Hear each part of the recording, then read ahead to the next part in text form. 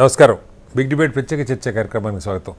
తెలంగాణలో కాంగ్రెస్ ప్రభుత్వం ఏర్పడి దాదాపు సంవత్సరం పూర్తవుతున్న సందర్భంగా ఈరోజు ప్రజాపాలన విజయోత్సవాల పేరుతో వరంగల్లో ఒక భారీ బహిరంగ సభ నిర్వహించారు. ముఖ్యమంత్రి ఈ సందర్భంగా మాట్లాడుతూ ఇచ్చిన హామీలన్నీ నెరవేరుస్తాం, ముఖ్యంగా వరంగల్ లాంటి ఉత్తర తెలంగాణ ప్రాంతంలో కీలకమైన మహానగరాన్ని అభివృద్ధి చేయటం సగం తెలంగాణని అభివృద్ధి చేయడంతో సమానం అని చెప్పారు. అలాగే హామీల అమల్లో అదే పట్టుదలతో ఉన్నామని చెప్తున్నారు. అయితే నిజంగా హామీలు ఏ మేరకు అమలవుతున్నాయి, అలాగే అభివృద్ధి ఎలా ముందుకెళ్తున్నది, ముఖ్యంగా హైదరాబాద్ మహానగరానికి సంబంధించి గత సంవత్సర కాలంగా ఏం జరుగుతున్నది, ఇవి అన్ని అంశాల మీద ఇవాళ బిగ్ డిబేట్లో చర్చ చేపట్టాం. చర్చలో మనతో పాటు వీరయ్య గారు, ప్రముఖ రాజకీయ సామాజిక విశ్లేషకులు వీరయ్య గారు ఉన్నారు. అలాగే నరేష్ గారు బీఆర్ఎస్ పార్టీ నాయకులు మనతో జాయిన్ అయ్యారు. మరి కాసేపట్లో దిలీప్ ఆచార్య గారు భారతీయ జనతా పార్టీ నాయకులు, అలాగే గౌరీ సతీష్ గారు కాంగ్రెస్ పార్టీ అధికార ప్రతినిధి కూడా మనతో జాయిన్ అవుతారు. ముందుగా వీరయ్య గారు నమస్కారం. వీరయ్య గారు మ్యూట్లో ఉన్నట్టున్నారు. చెప్పండి వీరయ్య గారు. దాదాపు ఇంకా బహుశా 20 రోజులు ఏమో తక్కువ అనుకుంటా సంవత్సరం పూర్తి కావడానికి. సరే, ఇందిరా జయంతి ఇవన్నీ పురస్కరించుకొని ఇవాళ ఒక భారీ బహిరంగ సభ ఏర్పాటు చేశారు. ఈ ప్రభుత్వం చాలా హామీలు, ముఖ్యంగా 6 గ్యారంటీలు హామీలు ఇచ్చారు. సరే, 2 టర్ములు బీఆర్ఎస్ పాలన పూర్తయి అక్కడ అందులోని వైఫల్యాలు అనుకోండి, మరొకటి అనుకోండి, ప్రజలైతే పట్టం కట్టారు. ఎలా అనిపిస్తుంది ఓవరాల్గా? దాదాపు సంవత్సరం పూర్తయింది, కొద్ది రోజుల పెండింగ్ అనుకుంటే. వాళ్ళే విజయోత్సవాలు సంవత్సరం పూర్తయిన పేరుతోటే చేస్తున్నారు దాదాపుగా. ఎలా అర్థం చేసుకోవాలి? పథకాల అమలుకు సంబంధించి కానీ నిజంగా అభివృద్ధి దీర్ఘకాలంలో తెలంగాణ అభివృద్ధికి అడుగులు పడుతున్నాయా? అలాగే కాంగ్రెస్లో గతంలో ఉండే కుమ్ములాటలు ఇప్పుడు మీకు ఎలా అనిపిస్తూ ఉన్నాయి? కొంత సర్దుబాటు జరిగి అంతా ఒక ఘాటిని వెళ్తున్నారు అనుకోవాలా, లేదు ఒకళ్ళ కాళ్ళు ఒకళ్ళు గుంజుకునే పరిస్థితి కనపడుతుందా? ఏం చెప్తారు? ఇప్పుడు అధికార పార్టీగా సహజంగానే తాము విజయాలు సాధించామని చెప్పి సంబరాలు జరుపుకోవడం, విజయోత్సవ సభలు జరుపుకోవడం సహజంగా చేస్తారు. కానీ ప్రజలు చూసే కోణం మరో రకంగా ఉంటది. అధికారంలో ఎవరున్నా ఈ పని చేస్తారు. మేము ఓడిపోయాం, మేము చేయట్లేమని ఎవరు చెప్పుకోరు కదా. ఎవరున్నా ఇదే చేస్తారు. కానీ ప్రజల దృష్టిలో చూసినప్పుడు ఈ సంవత్సర కాలంలో ఇక మొత్తం కాంగ్రెస్ గవర్నమెంట్ ఇక ఫెయిల్ అయిపోయింది, ఇక పనికిరాదు అనే నిర్ధారణకు ప్రజలు వచ్చారని చెప్పేసి నేను అనుకోను. కానీ ప్రజల్లో అసంతృప్తి మాత్రం ఊహించిన దానికంటే కొంచెం వేగంగా పెరుగుతోంది. ఈ సంవత్సరం పూర్తవుతున్న సందర్భంగా కొన్ని మంచి పనులు చేయలేదా అంటే కొన్ని చేశారు. ఇప్పుడు మహిళలకు ఉచిత బస్సు ప్రయాణం, లేకపోతే రైతుల రుణమాఫీ కనీసం 50-55% అమలైంది. 2 లక్షల పైన వాళ్ళకే కాలేదంటున్నారు, ఇంకా కొంత పెండింగ్ ఉంటే ఏమైనా 31,000 కోట్లలో ముఖ్యమంత్రి చెప్పిన దాని ప్రకారమే 18,000 కోట్లు. దాదాపు 50% కంటే కొంచెం ఎక్కువ. అట్లనే ఇప్పుడు 500 రూపాయలకే గ్యాస్ బండ అనేది కూడా కొంతమందికైనా అమలవుతోంది, లేదా 200 యూనిట్లు ఉచితం అనేది కూడా కొంతమందికైనా అమలవుతోంది. ఇలాంటి పాక్షికంగానైనా ఎంతో కొంత ఏమీ చేయలేదనడానికి లేదు. కానీ మేము బాగా చేశాము, మాట నిలబెట్టుకున్నాము అని సంబరాలు జరుపుకోవాల్సినంత ఉందా అంటే అంత లేదనేది మాత్రం స్పష్టం. విజయోత్సవ సభలు నిర్వహించుకొని చెప్పుకోగలిగినన్ని విజయాలేమి ప్రజల దృష్టిలో అట్లా కనిపించట్లేదు. కారణం ఏంటంటే ఇప్పుడు 6 గ్యారంటీలు 100 రోజుల్లో అన్నారు. ఈ 6 గ్యారంటీల్లో మహిళలకు ఉచిత బస్సు ప్రయాణం మినహా మిగిలినవి పాక్షికమే.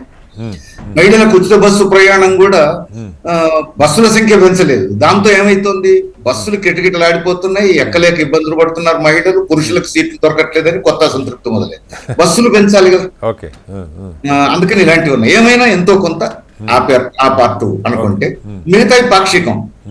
రైతుల రుణమాఫీ అయినా, 200 యూనిట్లు ఉచితమైనా, లేకపోతే గ్యాస్ బండ 500 రూపాయలకైనా అర్హులందరికీ రాలే.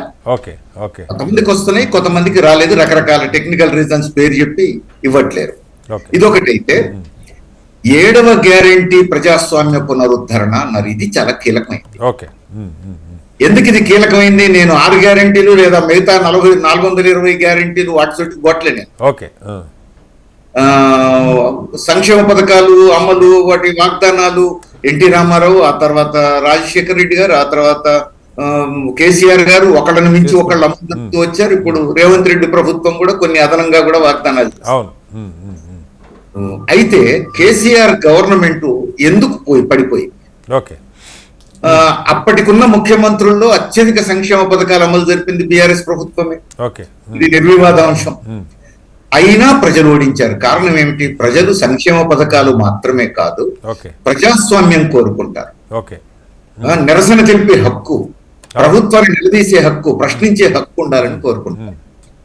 ఎప్పుడైతే ముఖ్యమంత్రి స్థాయిలో అహంభావం ప్రదర్శించారో, ప్రశ్నించే హక్కును అంగీకరించలేదో ప్రజలు దింపేశారు కదా. కాబట్టి దానికి ప్రాధాన్యత వచ్చింది.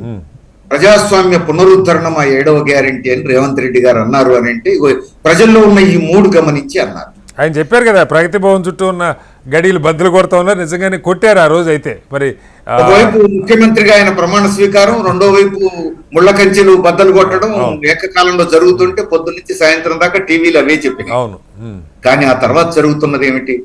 4 రోజులు అయిందో లేదో మహబూబాబాద్ లో గుడిసెవాసుల మీద తీవ్రమైన నిర్బంధం, గుడిసెలు ధ్వంసం చేశారు.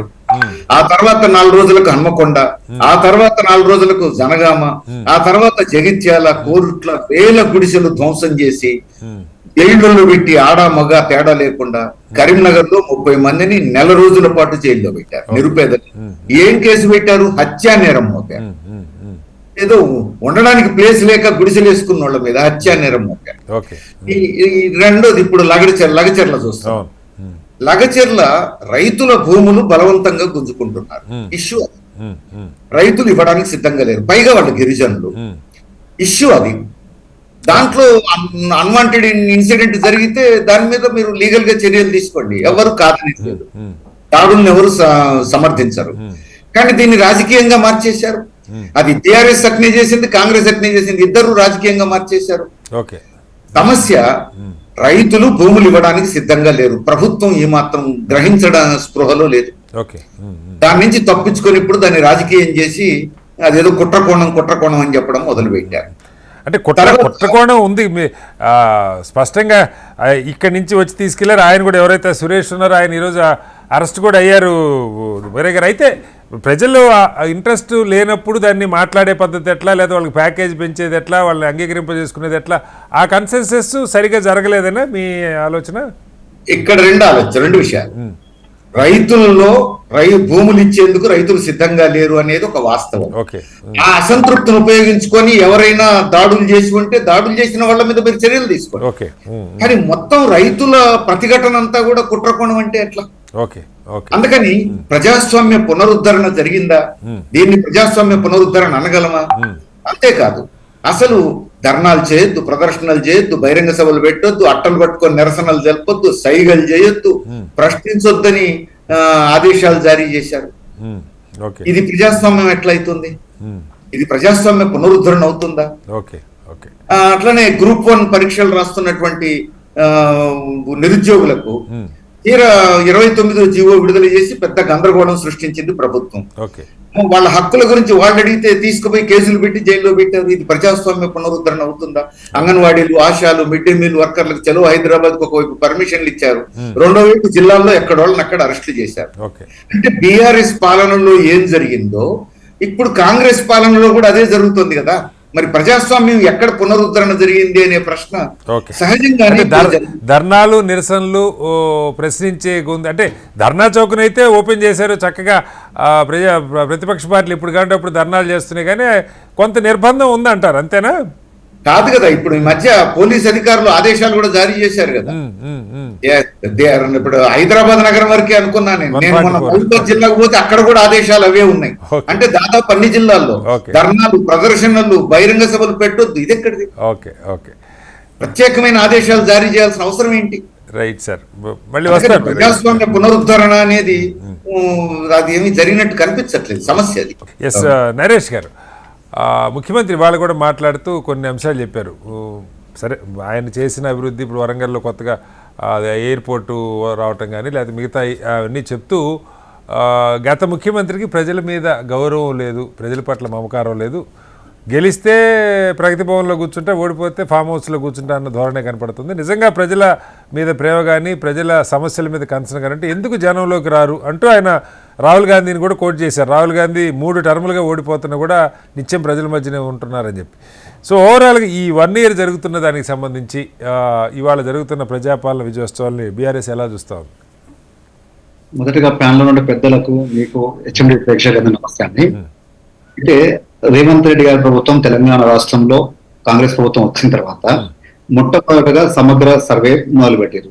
ఎందుకండి ఆ సర్వే ఇప్పటిప్పటికి ఎందుకు చేయాల్సి వచ్చిన పరిస్థితి అంటే, మేము ఏ సంక్షేమ పథకం ఇవ్వాలన్నా కూడా మా దగ్గర డాటా లేదు కదా, మాకు డాటా కావాలి. అన్ని సంక్షేమ పథకాలకు ఇది ఒక్కటే సులభమైన మార్గం, దీని ద్వారా మేము అన్ని సంక్షేమ పథకాలు ఇంప్లిమెంట్ చేస్తామని చెప్పారు. మేము ఆ రోజు చెప్పినాం, బషీర్బాగ్ ఫ్లైఓవర్ల మీద దీని దరఖాస్తు కనబడతా ఉన్నాయి, ఇది బోగస్, ఇది ఉట్టి నాటకం, కాలయాపన కోసం అని చెప్పి. నాటకం అయితే కూడా ఆ రోజు రేవంత్ రెడ్డి ఏం చెప్పారు, కాదు మేము 1 నెల రోజులు చేస్తానే కాదు, 1 వారం రోజులు చేస్తానే కాదు, 100 రోజులు చేసి చూపిస్తాం, కావాలంటే యాదగిరి లక్ష్మణ్ స్వామి ఒట్టే చెప్తున్నా రైతు రుణమాఫీ చేస్తా అన్నారు. సరే ఆ ప్రకారంగా ముందుకు పోండి అని చెప్పాం. రాజకీయంగా కొన్ని షరతులు పెట్టుకున్నాం, నువ్వు రాజీనామా చేస్తావా, నేను రాజీనామా చేస్తావు అనుకున్నారు. సరే ఆ రకంగానే చేస్తారేమో ఆగస్టు 15 వరకల్లా అనుకున్నాం. కానీ ఆగస్టు 15 వరకల్లా వాళ్ళ లెక్కల ప్రకారంగానే దాదాపు 50 to 55% మాత్రమే రుణమాఫీ చేశారు. కానీ ఈ గొప్పతనాన్ని మాత్రం చాలా గొప్ప పని చేసినామని మహారాష్ట్ర ఎన్నికలలో, హర్యానా ఎన్నికల్లో, మిగతా ఎన్నికలలో చాలా గొప్ప పని చేశామని చెప్పి రేవంత్ రెడ్డి గారు, రాహుల్ గాంధీ గారు, మిగతా అంత చిన్న చోట నాయకులందరూ కూడా అక్కడ ప్రచారం చేస్తున్నారు. ఇక్కడ మాత్రం చేసింది ఏమీ లేదు. ఆ తర్వాత డాటా ఎందుకండి, ఇప్పుడు పండిన పంటకు సర్వే అది ఇప్పుడు లేదు సార్, అది సంవత్సరం ఎక్కడైంది, నెల నుంచి కదా అది మొదలైంది. స్టార్టింగ్ అయిపోయిన తర్వాతనే వీళ్ళకి ఒక అప్లికేషన్ పెట్టుకోమని చెప్పారు. సంక్షేమ పథకాలన్నిటికీ మీరు ఎవరైతే ఎలిజిబుల్ ఉంటారో వాళ్ళందరూ అప్లికేషన్ పెట్టుకోమంటే దాదాపు 1 రోజులు అప్లికేషన్ పెట్టుకున్నారు. ఆ తర్వాత వాటిని ఎంట్రీకి అని చెప్పి ఒక 1 నెల రోజులు గడిపారు. ఇట్లా జరిగింది. ఎలక్షన్ జరిగిన తర్వాత అంటే అధికారంలోకి వచ్చిన మొదటి నెలలోనే జరిగింది. దాని వీటిలో ఎందుకు ఇవన్నీ, ఎందుకు ఆధార్ నెంబర్ ఇవ్వాలి, ఎందుకు మీకు ఉన్న ఆస్తుల పేరు ఎందుకు చెప్పాలంటే దీన్ని బట్టి మేము డిసైడ్ చేస్తాము ఎవరికి ఎన్ని ఎకరాలు ఉంది, ఎవరెంత సాగు చేస్తాము, దీంట్లో కౌలు రైతుదారులు ఎంతమంది ఉన్నారు, మరి వాళ్ళకు కూడా మేము డబ్బులు ఇవ్వాలి కదా, ఇవన్నీ తేలుతా చెప్పి గతంలో చెప్పినారు.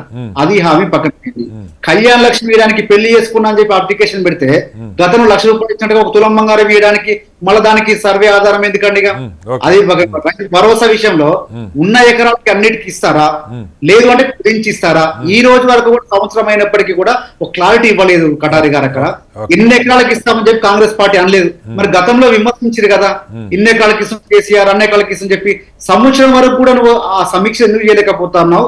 రైతు బంధు అనే పథకాన్ని, రైతు భరోసా అనే పథకాన్ని మీరు ఎన్ని ఎకరాలకు కేటాయించడానికి ఎందుకు క్లారిటీ ఇవ్వలేకపోతున్నారు? కౌలు రైతుదారుల పరిస్థితి ఏంది?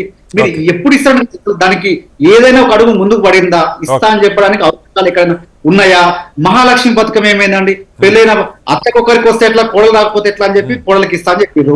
తర్వాత ఒక ఇంట్లో అవ్వు ఉంటే, ముసలయ్యి ఉంటే మీరు ఒకరికి ఇస్తే ఎట్లా, మేము 2కి ఇస్తామని చెప్పారు. ప్రభుత్వ ఉద్యోగులు ఉంటే వాళ్ళ అమ్మ ఏం పాపం చేసిరు, వాళ్ళ కష్టపడి చదివించారు కదా, వాళ్ళేం తప్పు చేసిరు, వాళ్ళకి ఇవ్వాలని చెప్పి ఆ మాట అన్నారు. ఏ ఒక్కైనా ముందుకు పోకుండా ఇవి మేము చేసినాము, మేము తొక్కుంటా పోతాం, బుల్డోలు ఎదుక్కుంటా పోతాం అని చెప్పి ఈరోజు గురుకులాల పరిస్థితి ఏ రకంగా ఉంది? పిల్లలకు చదువు చెప్పాలంటే చాక్ పీసులు లేవు, కనీసం రోజు గేట్ తీయాలంటే దాని రెంట్లు, భవనాలకు రెంట్లు కట్టడానికి లేదు. కానీ మనకు గొప్పగా మూసికి మాత్రం ₹1,00,000 పెడతామని చెప్పి ఒక గొప్ప ప్రయత్నం చేస్తారు.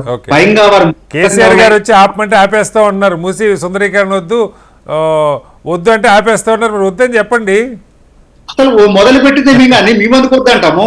ఆర్థిక ఒకటి కటారు గారు, మేము ఏం చెప్తా ఉన్నాం, ఆర్థిక పరిస్థితిని మెరుగుపరచుకోండి, వచ్చిన ఆదాయాన్ని పంచే ప్రయత్నం చేయండి పేదలకు, అంతే తప్ప ఆర్థిక పరిస్థితి మెరుగుపడకుండా హైదరాబాద్ లో ఈ రోజు ఏ రకంగా ఉంది, సంక్షేమమైనటువంటి తెలంగాణ సంక్షోభ దిశగా ముందుకు పోయారు కదా. మీరు ప్రజాపాలన ఈ రోజు నిర్బంధ పాలన చేస్తారు కదా. ఒక్కొక్కరు కనీసం వాళ్ళు సోషల్ మీడియాలో పోస్ట్ చేసుకున్న అధికారం లేదండి. ఇప్పుడు ఎవరు పోలీసులను పెడితే వాళ్ళని అరెస్ట్ చేస్తారు, వాళ్ళని సస్పెండ్ చేస్తారు. మా నాయకులు మేము ప్రతిపక్షంలో ఉండి కాంగ్రెస్ పార్టీ తప్పు చేస్తుంటే మా సోషల్ మీడియాలో పెడితే నేను మా మాజీ డైరెక్టర్ ని తీసుకుపోయి అరెస్ట్ చేశారు, దిలీప్ కొంతం గారిని. ఇట్లా చేసుకుంటా పోకుండా సంక్షేమ పాలన తీసుకుపోయి సంక్షోభం చేశారు, ప్రజాపాలన నిర్బంధ పాలన చేశారు. ఇట్లా చేసుకుంటా పోతున్నారు కాబట్టి వారు ఒక ఆలోచన చేయాలి. తర్వాత ఈ రోజు పెద్ద పెద్ద మాటలు మా రేవంత్ రెడ్డి గారు ముఖ్యమంత్రిగా వారు కొంచెం అంటే మేము మా రిక్వెస్ట్ అంతే సార్, వారు మారడం తెలుసు, వారి ఇష్టం మాట్లాడతారో తెలుసు, ముఖ్యమంత్రి అయిన తర్వాత ఎట్లా నోరు జారో తెలుసు, అవన్నీ మనకు తెలుసు. కానీ ఇప్పటికైనా కొంత మార్పు జరిగితే మంచిగా ఉంటది. నోటి ఇష్టం మాట్లాడి గతంలో కాంగ్రెస్ పార్టీ పరిస్థితి ఏ రకంగా ఉండినో, తర్వాత ఇప్పుడు అధికారంలోకి ఏ రకంగా వచ్చిందో, ఈ రోజు దాన్ని లేవకుండా చేస్తా, చేయకుండా చేస్తా, కుక్క చావు, ఆ చావు, ఈ చావు, అన్నం ఎంత మర్యాద తక్కువ అండి. అది అట్లాంటి కాకుండా పద్ధతి ప్రకారం చేసుకుంటా పోతే చాలా మంచిది అనేది నేను ఎక్స్పెక్ట్ చేస్తా ఉన్నాను. రైట్ నరేష్ గారు. దిలీప్ ఆచార్య గారు భారతీయ జనతా పార్టీ నాయకులు, అలాగే గౌరీ సతీష్ గారు కాంగ్రెస్ పార్టీ నాయకులు కూడా జాయిన్ అయ్యారు. దిలీప్ గారు నమస్కారం. దిలీప్ గారు, సంవత్సరం పూర్తి అవుతుంది దాదాపుగా, కొన్ని రోజులు పెండింగ్తో. సరే, వీరయ్య గారు చెప్పారు స్టార్టింగ్లోనే, అసలేమీ చేయలేదని చెప్పలేము, వారి ఒపీనియన్. కొన్ని పథకాలు అయితే మొదలైనవి, బట్ ముఖ్యంగా ఈ ప్రజాస్వామ్య పునరుద్ధరణ విషయంలో మాత్రం ఆశించినంత ఇది లేదు. కొంత నిర్బంధం వాతావరణం కొనసాగుతుంది. సోషల్ మీడియా కావచ్చు, లేదా రైతులు బాధితులు ధర్నాలు చేస్తున్నారని. ఏంటి సరే, ఇవాళ కిషన్ రెడ్డి గారిని కూడా మాట్లాడారు. నాయకులు తొత్తులుగా వ్యవహరిస్తూ ఉన్నారు. సబర్మతిని ఇది చేస్తేనే అక్కడ మన యూపీలో గుజరాత్లో నదిని శుభ్రం చేస్తే ఇబ్బంది లేదు, కానీ మూసీని చేస్తే ఇబ్బంది అంటూ ఉన్నారు. బానిసల మనస్తత్వం వ్యవహరిస్తూ ఉన్నారు అని కిషన్ రెడ్డి గారిని ఉద్దేశించి కూడా కొంత రేవంత్ రెడ్డి గారు మాట్లాడారు. ఓవరాల్గా అంటే వాళ్ళకి ఇంకా 4 ఏళ్ళు టైం ఉంది. వాళ్ళకే మనకి ఎలక్షన్ లేదు. ఈ 1 ఇయర్ పాలన ఎలా అనిపిస్తుంది? నమస్కారం అండి, మీకు HMTV ప్రేక్షకులకు, అదేవిధంగా మా కో ప్యానలిస్టులకి గుడ్ ఈవినింగ్ అండి. ఈరోజు రేవంత్ రెడ్డి గారి పాలన ఒక్క మాటలో చెప్పాలంటే చాయ్ సే జాదా కేటిల్ గరం హై అన్నట్టు. ఓకే, మాటలు ఎక్కువ చేతలు తక్కువ అనే విధంగా కనిపిస్తూ ఉంది. ఈ తెలంగాణ ప్రజలు, ముఖ్యంగా తెలంగాణ ప్రజలు చాలా వివేకవంతులు, చాలా చలనశీలురు, చైతన్యవంతమైన సమాజం తెలంగాణ సమాజం. ఆషామాషిగా మీరు ఏదో చెప్పి మాటలు చెప్పి మభ్యపెట్టి ముందుకు వస్తాము, ముందుకు పోతాము అని అనుకుంటే ఖచ్చితంగా అది ఫెయిల్యూర్ కింద డిజాస్టర్ అయిపోయే అవకాశం ఉంటుంది రాబోయే రోజులలో. మేమేమంటున్నాం సార్, ఈరోజు తెలంగాణలో కాంగ్రెస్ ప్రభుత్వం ఏర్పడి సంవత్సరం పూర్తయిన సందర్భంగా వరంగల్లో సభ పెట్టుకున్నారు. వరంగల్లో సభ పెట్టుకొని ఏం చెప్పాలి మీరు? మేము ఇవి చేద్దామని అనుకున్నాము, చేస్తామని వచ్చినాం అధికారంలోకి, లేదనుకుంటే ఆ ప్రభుత్వము ఇబ్బందులకు గురి చేసింది, ఇవి చేయలేదు కనుక మేము చేస్తాము, ఇవి చేసినాము, ఇవి మా విజయాలు. విజయోత్సవ సభ అంటే ఏంది? విజయాలను ఎకరువు పెట్టుకోవాలి. ఇవి మా విజయాలు, రాబోయే రోజుల్లో ఇంకా ఇవన్నీ చేస్తాము, మమ్మల్ని నమ్మండి, లేదనుకుంటే ఆశీర్వదించండి, ఇంకా ముందుకు పోతామని చెప్పి ఇది ఒక అప్పీల్గా ఉండాలి. లేదనుకుంటే వాళ్ళ ప్రోగ్రెస్ రిపోర్టు ప్రజలకు చూపించే విధంగా ఉండాలి. కానీ ఏం చేసిండు రేవంత్ రెడ్డి గారు? సోత్కర్ష కూడా లేదు. సోత్కర్ష చేసుకోవాలనుకుంటే ఏదైనా గొప్ప విజయాలు ఉంటే అవి చేసుకోవడానికి అవకాశం ఉంటే పరనిందనే. అసలుకి ఆశ్చర్యకరమైన విషయం ఏంటంటే, కిషన్ రెడ్డి గారు, కేంద్ర మంత్రి కిషన్ రెడ్డి గారు, ఈ రాష్ట్రానికి భారతీయ జనతా పార్టీ రాష్ట్ర అధ్యక్షులు, వారిని తెలంగాణలో ఉండడానికి అర్హత లేదు, మీరు గులాంగిరి చేస్తున్నారు మోడీ గారికి, అందుకని మీరు గుజరాత్కు తట్టాబుట్టా జరుపుకొని పోవాలి అని చెప్తా ఉన్నారు. మేము తిరిగి రేవంత్ రెడ్డి గారిని మీరు ఇటలీకి గులాంగిరి చేస్తున్నారు, మీరు ఇటలీకి పోవాలని చెప్తే ఎంత దారుణంగా ఉంటుందో ఒకసారి ఆలోచన చేయండి. అంటే ఒకవేళ మన వైపు చూపిస్తా ఉంటే 4 వేలు చూపించడానికి అవకాశం ఉంటుంది. ఈ రోజు విజయోత్సవం తగుదనమ్మా అని చెప్పి నువ్వు ఏం మాట్లాడుతా ఉన్నావు? విజయోత్సవ సభలో ఏం చెప్పాలి నువ్వు? ప్రజలకు నేను ఏదో రేషన్ కార్డులు ఇస్తా అని చెప్పినా, 10 సంవత్సరాలలో బీఆర్ఎస్ ప్రభుత్వం ఒక్కటంటే ఒక రేషన్ కార్డు ఇవ్వలేదు, నేను ఇన్ని లక్షల మందికి రేషన్ కార్డులు ఇచ్చినా అని చెప్పు ఉందా? లేదు. మహిళలకు 2500 రూపాయలు ఇస్తా అని చెప్పినా, ఇచ్చినా, ఇంతమందికి ఇన్ని లక్షల మందికి మహిళలకు 2500 ఇచ్చినా అని చెప్పు, అది లేదు కదా. లేదు. నేను రైతు భరోసా 15,000 రూపాయలు ఇస్తా అని చెప్పినా, రైతు బంధు అక్కర్లేదు, రైతు బంధు లేదు, రైతు భరోసా లేదు, చెప్పు అదే విషయం. రైతులకి బోనస్ ఇస్తా అని చెప్పిన, సన్నాయి నొక్కులు నొక్కుతా ఉన్నారు సన్న ఓట్లకు అని చెప్పి, ఇప్పుడు అది చెప్పు ఆ విషయము. ఏది చెప్పకుండా నేను అక్రమాలు చేసిండు, ఆ బీఆర్ఎస్ ప్రభుత్వం అన్ని అవినీతి చేసిండు, అక్రమం చేసిండు, అందరిని జైలుకు పంపిస్తా అని చెప్పిన, ఎంతమందికి జైలుకు పంపించినావో చెప్పు ఆ విషయము. ఎందుకు చెప్పలేకపోతున్నారు? ఒక్కటంటే ఒక్కటి, మీ విజయం ఒక్కటంటే ఒక్కటి, సింగిల్ పాయింట్. నేను ఏదో బస్సు ఫ్రీ పెట్టిన వీరయ్య గారు చెప్పారు, నేను వస్తా ఉంటా, ఇప్పుడు వింటా ఉన్నా. ఒకటంటే ఒకటి, బస్సు ప్రయాణం సౌకర్యవంతంగా జరుగుతా ఉందా? నీలాంటి వాళ్ళకి, నాలాంటి వాళ్ళకి టికెట్ తీసుకొని పోయే వాళ్ళకి బస్సు ప్రయాణం సౌకర్యవంతంగా జరుగుతా ఉందా? బస్సుల సంఖ్య పెంచాలి కదా. నువ్వు మహిళలకు ఫ్రీ ఇస్తా అని చెప్పినావు, పొలం అంటూ మహిళలు వచ్చి బస్సులు ఎక్కుతా ఉన్నారు. మరి మా పురుషులు ఈ రాష్ట్రంలో భాగస్వాములు గారా? వారికి సౌకర్యవంతంగా ప్రయాణం చేయడానికి కనీసం డబ్బులు పెట్టుకుంటే సౌకర్యవంతంగా ప్రయాణం చేయడానికి అవకాశం ఉండాలి కదా.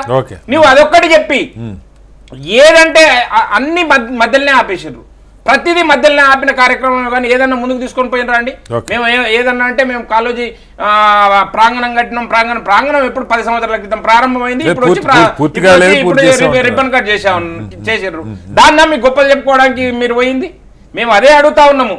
మీరు పరనింద వద్దు, సోత్కర్ష ముద్దు అని అనుకుంటే మీరు కనీసం చేసిన విషయాలు చెప్పండి. Okay. లేదు చేసిన విషయాలు చేయలేకపోతున్నాం, 40,000 కోట్ల రూపాయలు గడిచిన ప్రభుత్వం చేసిన దాని మీద అప్పులు కట్టాల్సి వస్తుంది, మిత్తిలు 40% మిత్తిలకి లేకుంటే అప్పులకి పోతా ఉన్నాయి ఇన్స్టాల్మెంట్లు, ఇంకొక 35% ఉద్యోగులకి పెన్షనర్లకు పోతుంది, కేవలం 25% నిధులే మాకు అందుబాటులో ఉన్నాయి, 4,000 కోట్ల రూపాయలు నెలకు 4,000 కోట్ల రూపాయలు తెస్తేనే ఈ ప్రభుత్వం నడిచే పరిస్థితి ఉంది. ఆ విషయం చెప్పు ప్రజలకి. ఇది వాస్తవేగా అవన్నీ ఏవి చెప్పకుండా కిషన్ రెడ్డి గారు తెలంగాణలో ఉండడానికి అర్హత లేదు, నేను వాణి దొక్కుతా వీని దొక్కుతా, ఏంది ఈ భాష? రేవంత్ రెడ్డి గారు ఈ రాష్ట్రానికి మంత్రి కాలేదు ఎప్పుడు కూడా, ముఖ్యమంత్రి సీదాగా వచ్చి ముఖ్యమంత్రి అయ్యిండు, మేము ఆహ్వానించినాము, మా పాలమూరు బిడ్డ అని చెప్పి ఇంకా సంతోషపడ్డాము. కనీసం ఒక పరిణతితో కూడిన ముఖ్యమంత్రి అయిన తర్వాత పరిణతితో కూడిన భాష మాట్లాడాల్సిన అవసరం లేదా అండి? ఎవరినంటే వాళ్ళని తొక్కుతావు, ఎవరినంటే వాళ్ళని ఈపు చింతపండు చేస్తావు, గిదా నీ విజయం? దీనికోసమా నువ్వు విజయోత్సవ సభ పెట్టింది? అరే చెప్పి ప్రజల్ని మెప్పించు, దాన్ని తాలిబజాయిస్తారు కదా ఎవరన్నా. మీరు నేను కూడా ఈ మాటలు మాట్లాడుకుంటాం కదా, ఇప్పుడు నేను ఇవి చేసినా అని చెప్పుకుంటే అవును అవి చేసింది కదా అని చెప్పి దాని మీద ప్రతి విమర్శన చేసుకుంటున్నాడు. నువ్వు చేసింది ఒక్క విషయం చెప్పకుండా అన్ని అబద్ధాలు మాట్లాడి నేను అందరిని తిట్టిపోసి దాన్ని కొద్దిసేపు ఆ సెకండ్ లో మీరు ఉద్వేగపూరితంగా ఏదన్నా స్పీచ్ ఇస్తే దానికి సపోర్ట్లు కొట్టొచ్చు, జనాల లోపల మీరు తీసుకొచ్చిన జనాల లోపల రావచ్చు స్పందన, కానీ దానికి అదే గొప్ప అనుకుంటే ఎట్లయితది? ఏం చేసిండ్రని చెప్పి మీరు హైదరాబాద్ ని ఏం చేస్తామని చెప్పారు? మూసీకి ఎవరు అడ్డం పడుతున్నారండి?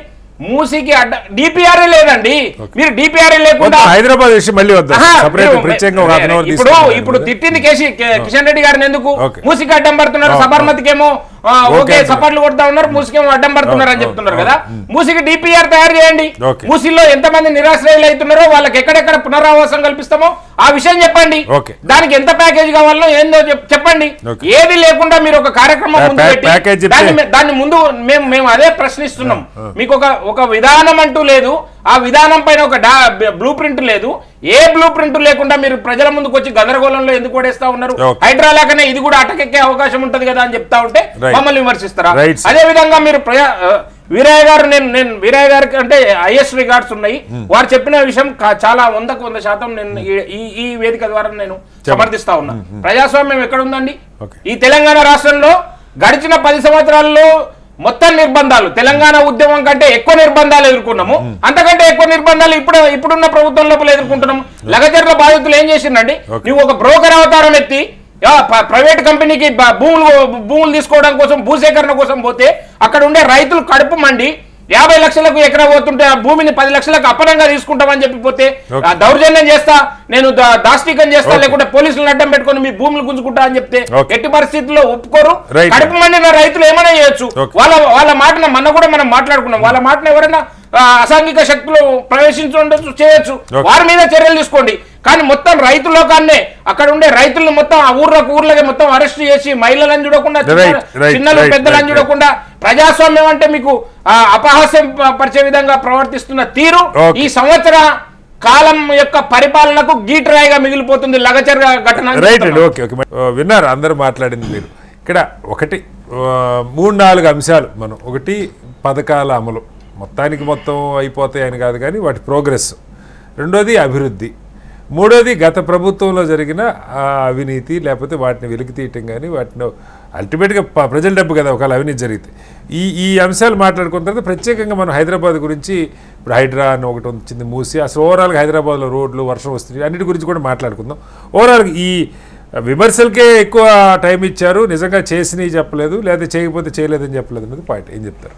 ముందుగా చర్చల్లో పాల్గొంటున్నటువంటి సీనియర్ సంపాదకులు, ఒక రాజకీయ విశ్లేషకులు వీరయ్య గారు, అదే రకంగా బీఆర్ఎస్ నాయకులు సురేష్ గారు, నరేష్ గారు, భారతీయ జనతా పార్టీ నాయకులు చారి గారు, సీనియర్ మీరు, HMTV ప్రేక్షకులందరికీ కూడా సాయంకాలం నమస్కారాలు తెలియజేస్తూ వాస్తవాన్ని చర్చించడానికి ప్రయత్నం చేయాలి. ఎందుకనంటే ఏరి కోరి కొట్లాడి తెచ్చుకున్నటువంటి తెలంగాణ రాష్ట్రంలో గత 10 సంవత్సరాలు ఏం జరిగిందో మనందరికీ కూడా బాగా తెలుసు. ఎందుకనంటే ఆ రోజు ధర్నా చౌక్ నుంచి ప్రారంభమైనటువంటి ధర్నాలు తెలంగాణ రాష్ట్రం వచ్చిన తర్వాత అదేమైందో మనందరికీ తెలుసు, యావత్ తెలంగాణ సమాజానికి తెలుసు.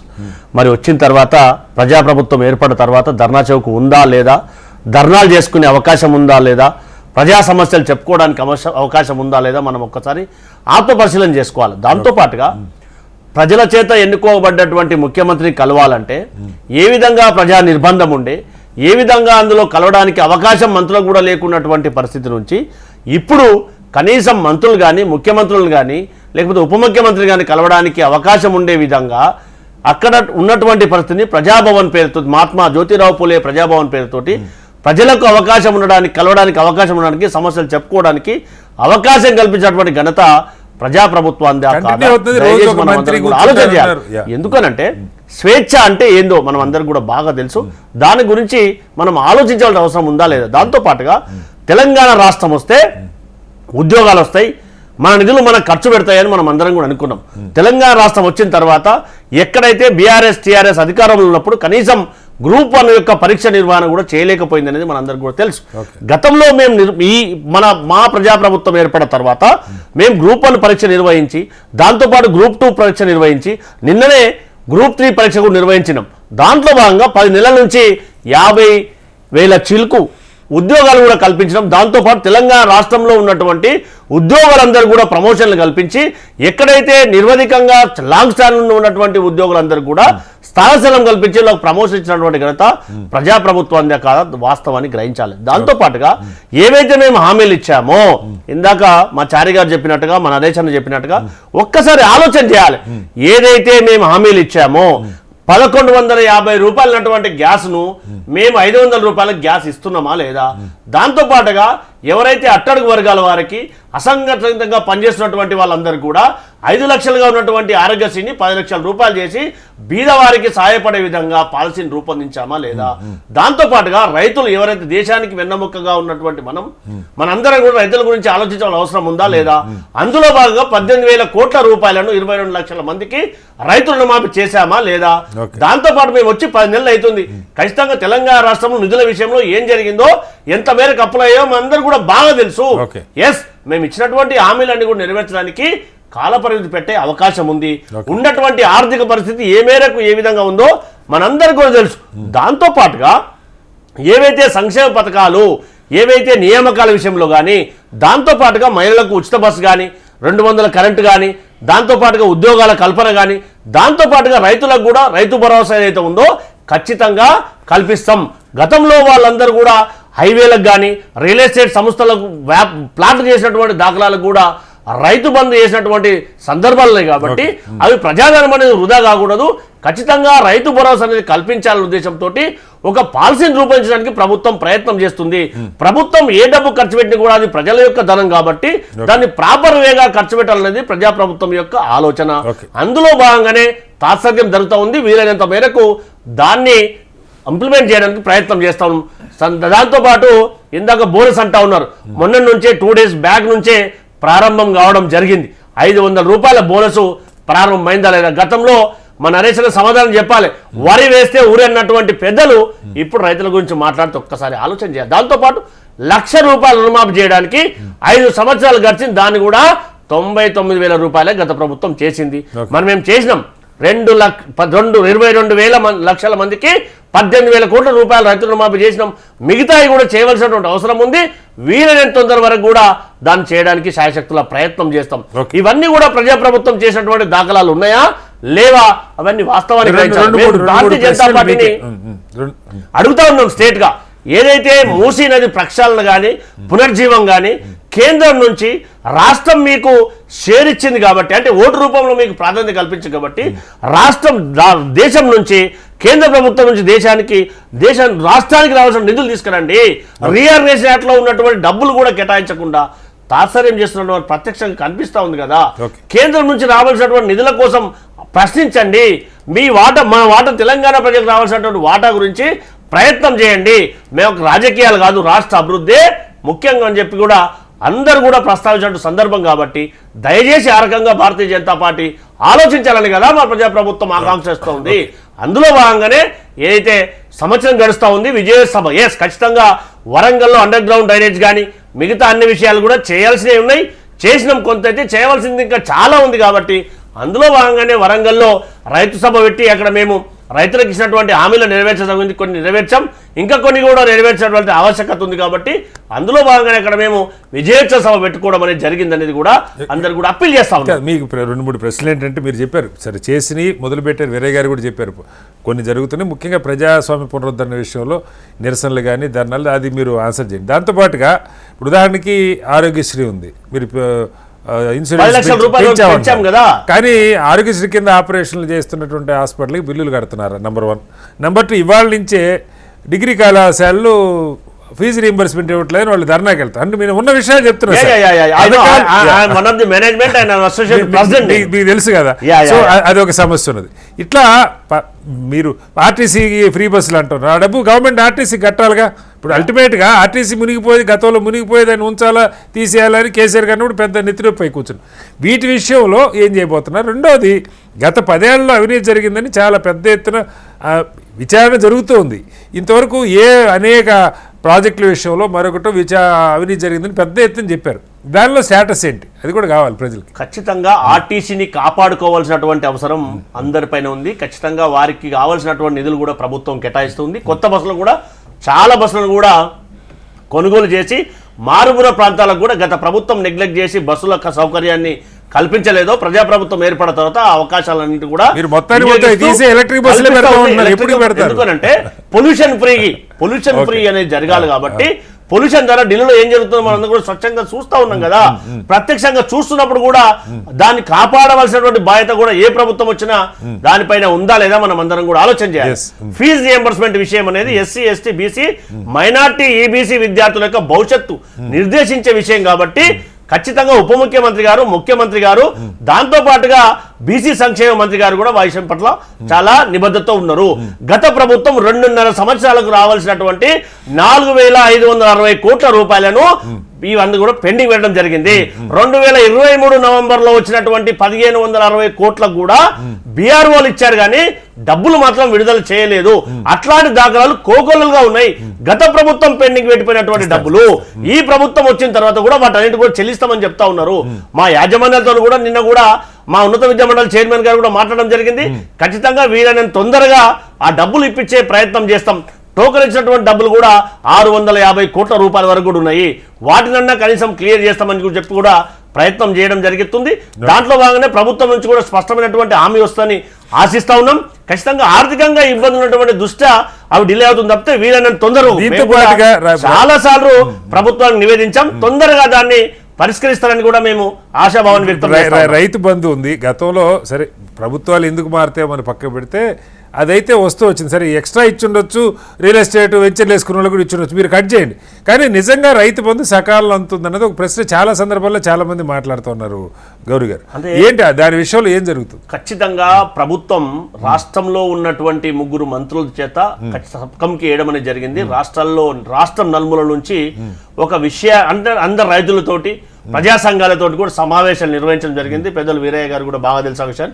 వారు పత్రిక సంపాదకులుగా ఉన్నారు కాబట్టి అన్ని విషయాలు బాగా తెలుసు. దాంతో పాటుగా మనం అందరం కూడా ఆలోచించాల్సింది, ఎక్కడైతే ప్రజాధనం వృధా కాకుండా ఎవరైతే లబ్ధిదారులు ఉంటారో వారికి లబ్ధి చేసినప్పుడు మాత్రమే ఈ ప్రజాధనం ప్రాపర్ గా యూటిలైజ్ అయ్యే అవకాశం ఉంటుంది. కాబట్టి ఖచ్చితంగా ఎన్ని ఎకరాల వరకు ఇవ్వాలి, ఎవరో కౌలు రైతులకు ఏ విధంగా ఇవ్వాలి, భూమి యజమానులకు ఏ విధంగా ఇవ్వాలి, పంట పండించే వాళ్ళకి ఏ విధంగా న్యాయం చేయాలనే ఉద్దేశంతో ప్రభుత్వం ఆలోచన చేస్తుంది. త్వరితగతిన కూడా ఖచ్చితంగా ఈ రైతు భరోసా అనేది త్వరితగతిన ప్రారంభించాలని కూడా ప్రభుత్వం నిధుల సేకరణలో భాగంగా ఖచ్చితంగా రెవెన్యూని ఏ విధంగా జనరేట్ చేసుకొని ఈ రైతు భరోసా పథకాన్ని కూడా సాధ్యమైనంత వరకు అమలు చేయాలని కూడా ప్రభుత్వం కృతనిశ్చయంతో ఉంది. కాబట్టి ఖచ్చితంగా త్వరితగతిన అమలు చేస్తానని కూడా ప్రభుత్వం ఆలోచన చేస్తూ ఉంది. రైట్ సార్, మళ్ళీ వస్తాను మీ దగ్గరికి. వీరయ్య గారు, ఇక్కడ ఇంకొక కీలకమైంది, సరే ఇప్పుడు గత ప్రభుత్వ హయాంలో సరే చాలామంది మేధావులు ముందే చెప్పారు ఈ కాళేశ్వరం లాంటివి వైబుల్ కాదు, ప్రభుత్వాలకి ఇది వైట్ ఎలిఫెంట్ అవుతాయి, పెద్ద ఎత్తున అవినీతి జరిగే అవకాశం ఉంది, దీర్ఘకాలంలో చాలా ఇబ్బందులు ఉంటాయి. మంచి వచ్చాడో ప్రాజెక్టు అయిపోయింది చాలా వరకు, దాంతో పాటుగా కొంగటాలు ఇవన్నీ మనం చూస్తూ ఉన్నాం. ఆ విచారణ ఎలా జరుగుతుంది? ఇప్పుడు ఎవరు ప్రభుత్వంలో ఉన్నా అల్టిమేట్గా ఖర్చు అయ్యేది ప్రజల డబ్బు, పథకాలకైనా ప్రాజెక్టులకైనా మరొక దానికైనా. ఇవాళ లక్షల కోట్ల రూపాయల గతంలో జరిగిన దాని మీద కాంగ్రెస్ చెప్పింది వీటన్నిటి మీద పెద్ద ఎత్తున విచారణ జరిపిస్తామని. ఇప్పుడు ఇక్కడ దిలీప్ ఆచార్య గారు అసలు ఏం జరగట్లేదు, ఎవరిని ఒక్కళ్ళు అరెస్ట్ చేశారో చూపించండి. నిజంగా విచారణ ఏమైనా జరుగుతుందో సీరియస్గా, దానికి వద్దాం. ఇప్పుడు విచారణ పూర్తయి విచారణ నివేదిక ప్రభుత్వానికి అందిన తర్వాత కదా చర్యలు ఏమిటి అనేది మనం ఆలోచించాల్సింది. ఇప్పుడు కేంద్రంలో మోడీ ప్రభుత్వం ఏమైనా విచారణ లేకుండా అరెస్టులు చేస్తే ఎవరైనా అంగీకరిస్తున్నామా? అంగీకరించాం కదా. అందుకని విచారణ కమిషన్ వేసిన తర్వాత విచారణ పూర్తి కావాలి. విచారణ పూర్తి నివేదిక వచ్చిన తర్వాత చర్య తీసుకుంటున్నారా లేదా అనే ప్రశ్న వస్తుంది. అది విచారణలో ఉన్నప్పుడు ఇంకా ఏం చేయట్లేదు ఏమిటి అనే మాట అయితే వేగవంతం చేయడానికి చర్యలు తీసుకోవాలి అని మనం అడగొచ్చు. అందులో ఏమైనా లోపాలు ఉంటే ఎత్తి చూపించవచ్చు. ఇక రెండోది ఏంటంటే ఈ ప్రభుత్వం రేవంత్ రెడ్డి ప్రభుత్వం సంవత్సరం అవుతున్న సందర్భంగా చేయాల్సిన మరొక అంశం, ఇప్పుడు కిషన్ రెడ్డి గారిని దూషించారు అనేటువంటి అంశం కూడా ఇప్పుడు చర్చకు వచ్చింది మన చర్చలో. ఇప్పుడు నా అభిప్రాయంలో ఇప్పుడు కేంద్ర రాష్ట్ర సంబంధాలు ఉన్నాయి. కేంద్రంతో ఖచ్చితంగా రాష్ట్ర ప్రభుత్వం ఘర్షణ పడాల్సినటువంటి పరిస్థితులు ఉన్నాయి. రాష్ట్రాల హక్కులు అధికారాలకు సంబంధించిన సమస్యలు ముందుకు వస్తున్నాయి. రెండోది ఇప్పుడు కాంగ్రెస్ పార్టీ లౌకిక పార్టీ అని చెప్పుకుంటుంది.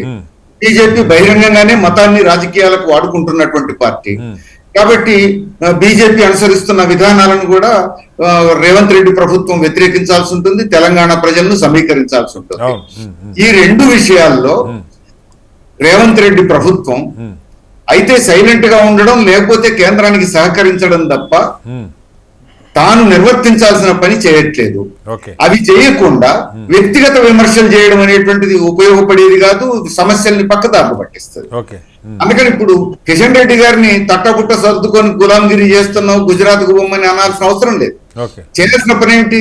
కేంద్రంలో మోడీ, ఇదే కిషన్ రెడ్డి గారు బొగ్గు గనుల శాఖ మంత్రి, తెలంగాణకు మణిహారం సింగరేణి. ఆ సింగరేణి బొగ్గు బ్లాకులను ప్రైవేటీకరిస్తూ ఆయన హైదరాబాద్ లోనే ఇనాగరేషన్ పెట్టారు. దాన్ని వ్యతిరేకించాల్సింది పోయి ఆ ఇనాగరేషన్ కి రాష్ట్ర ఉప ముఖ్యమంత్రి బట్టి విక్రమార్క వెళ్లి పక్కనే కూర్చున్నారు.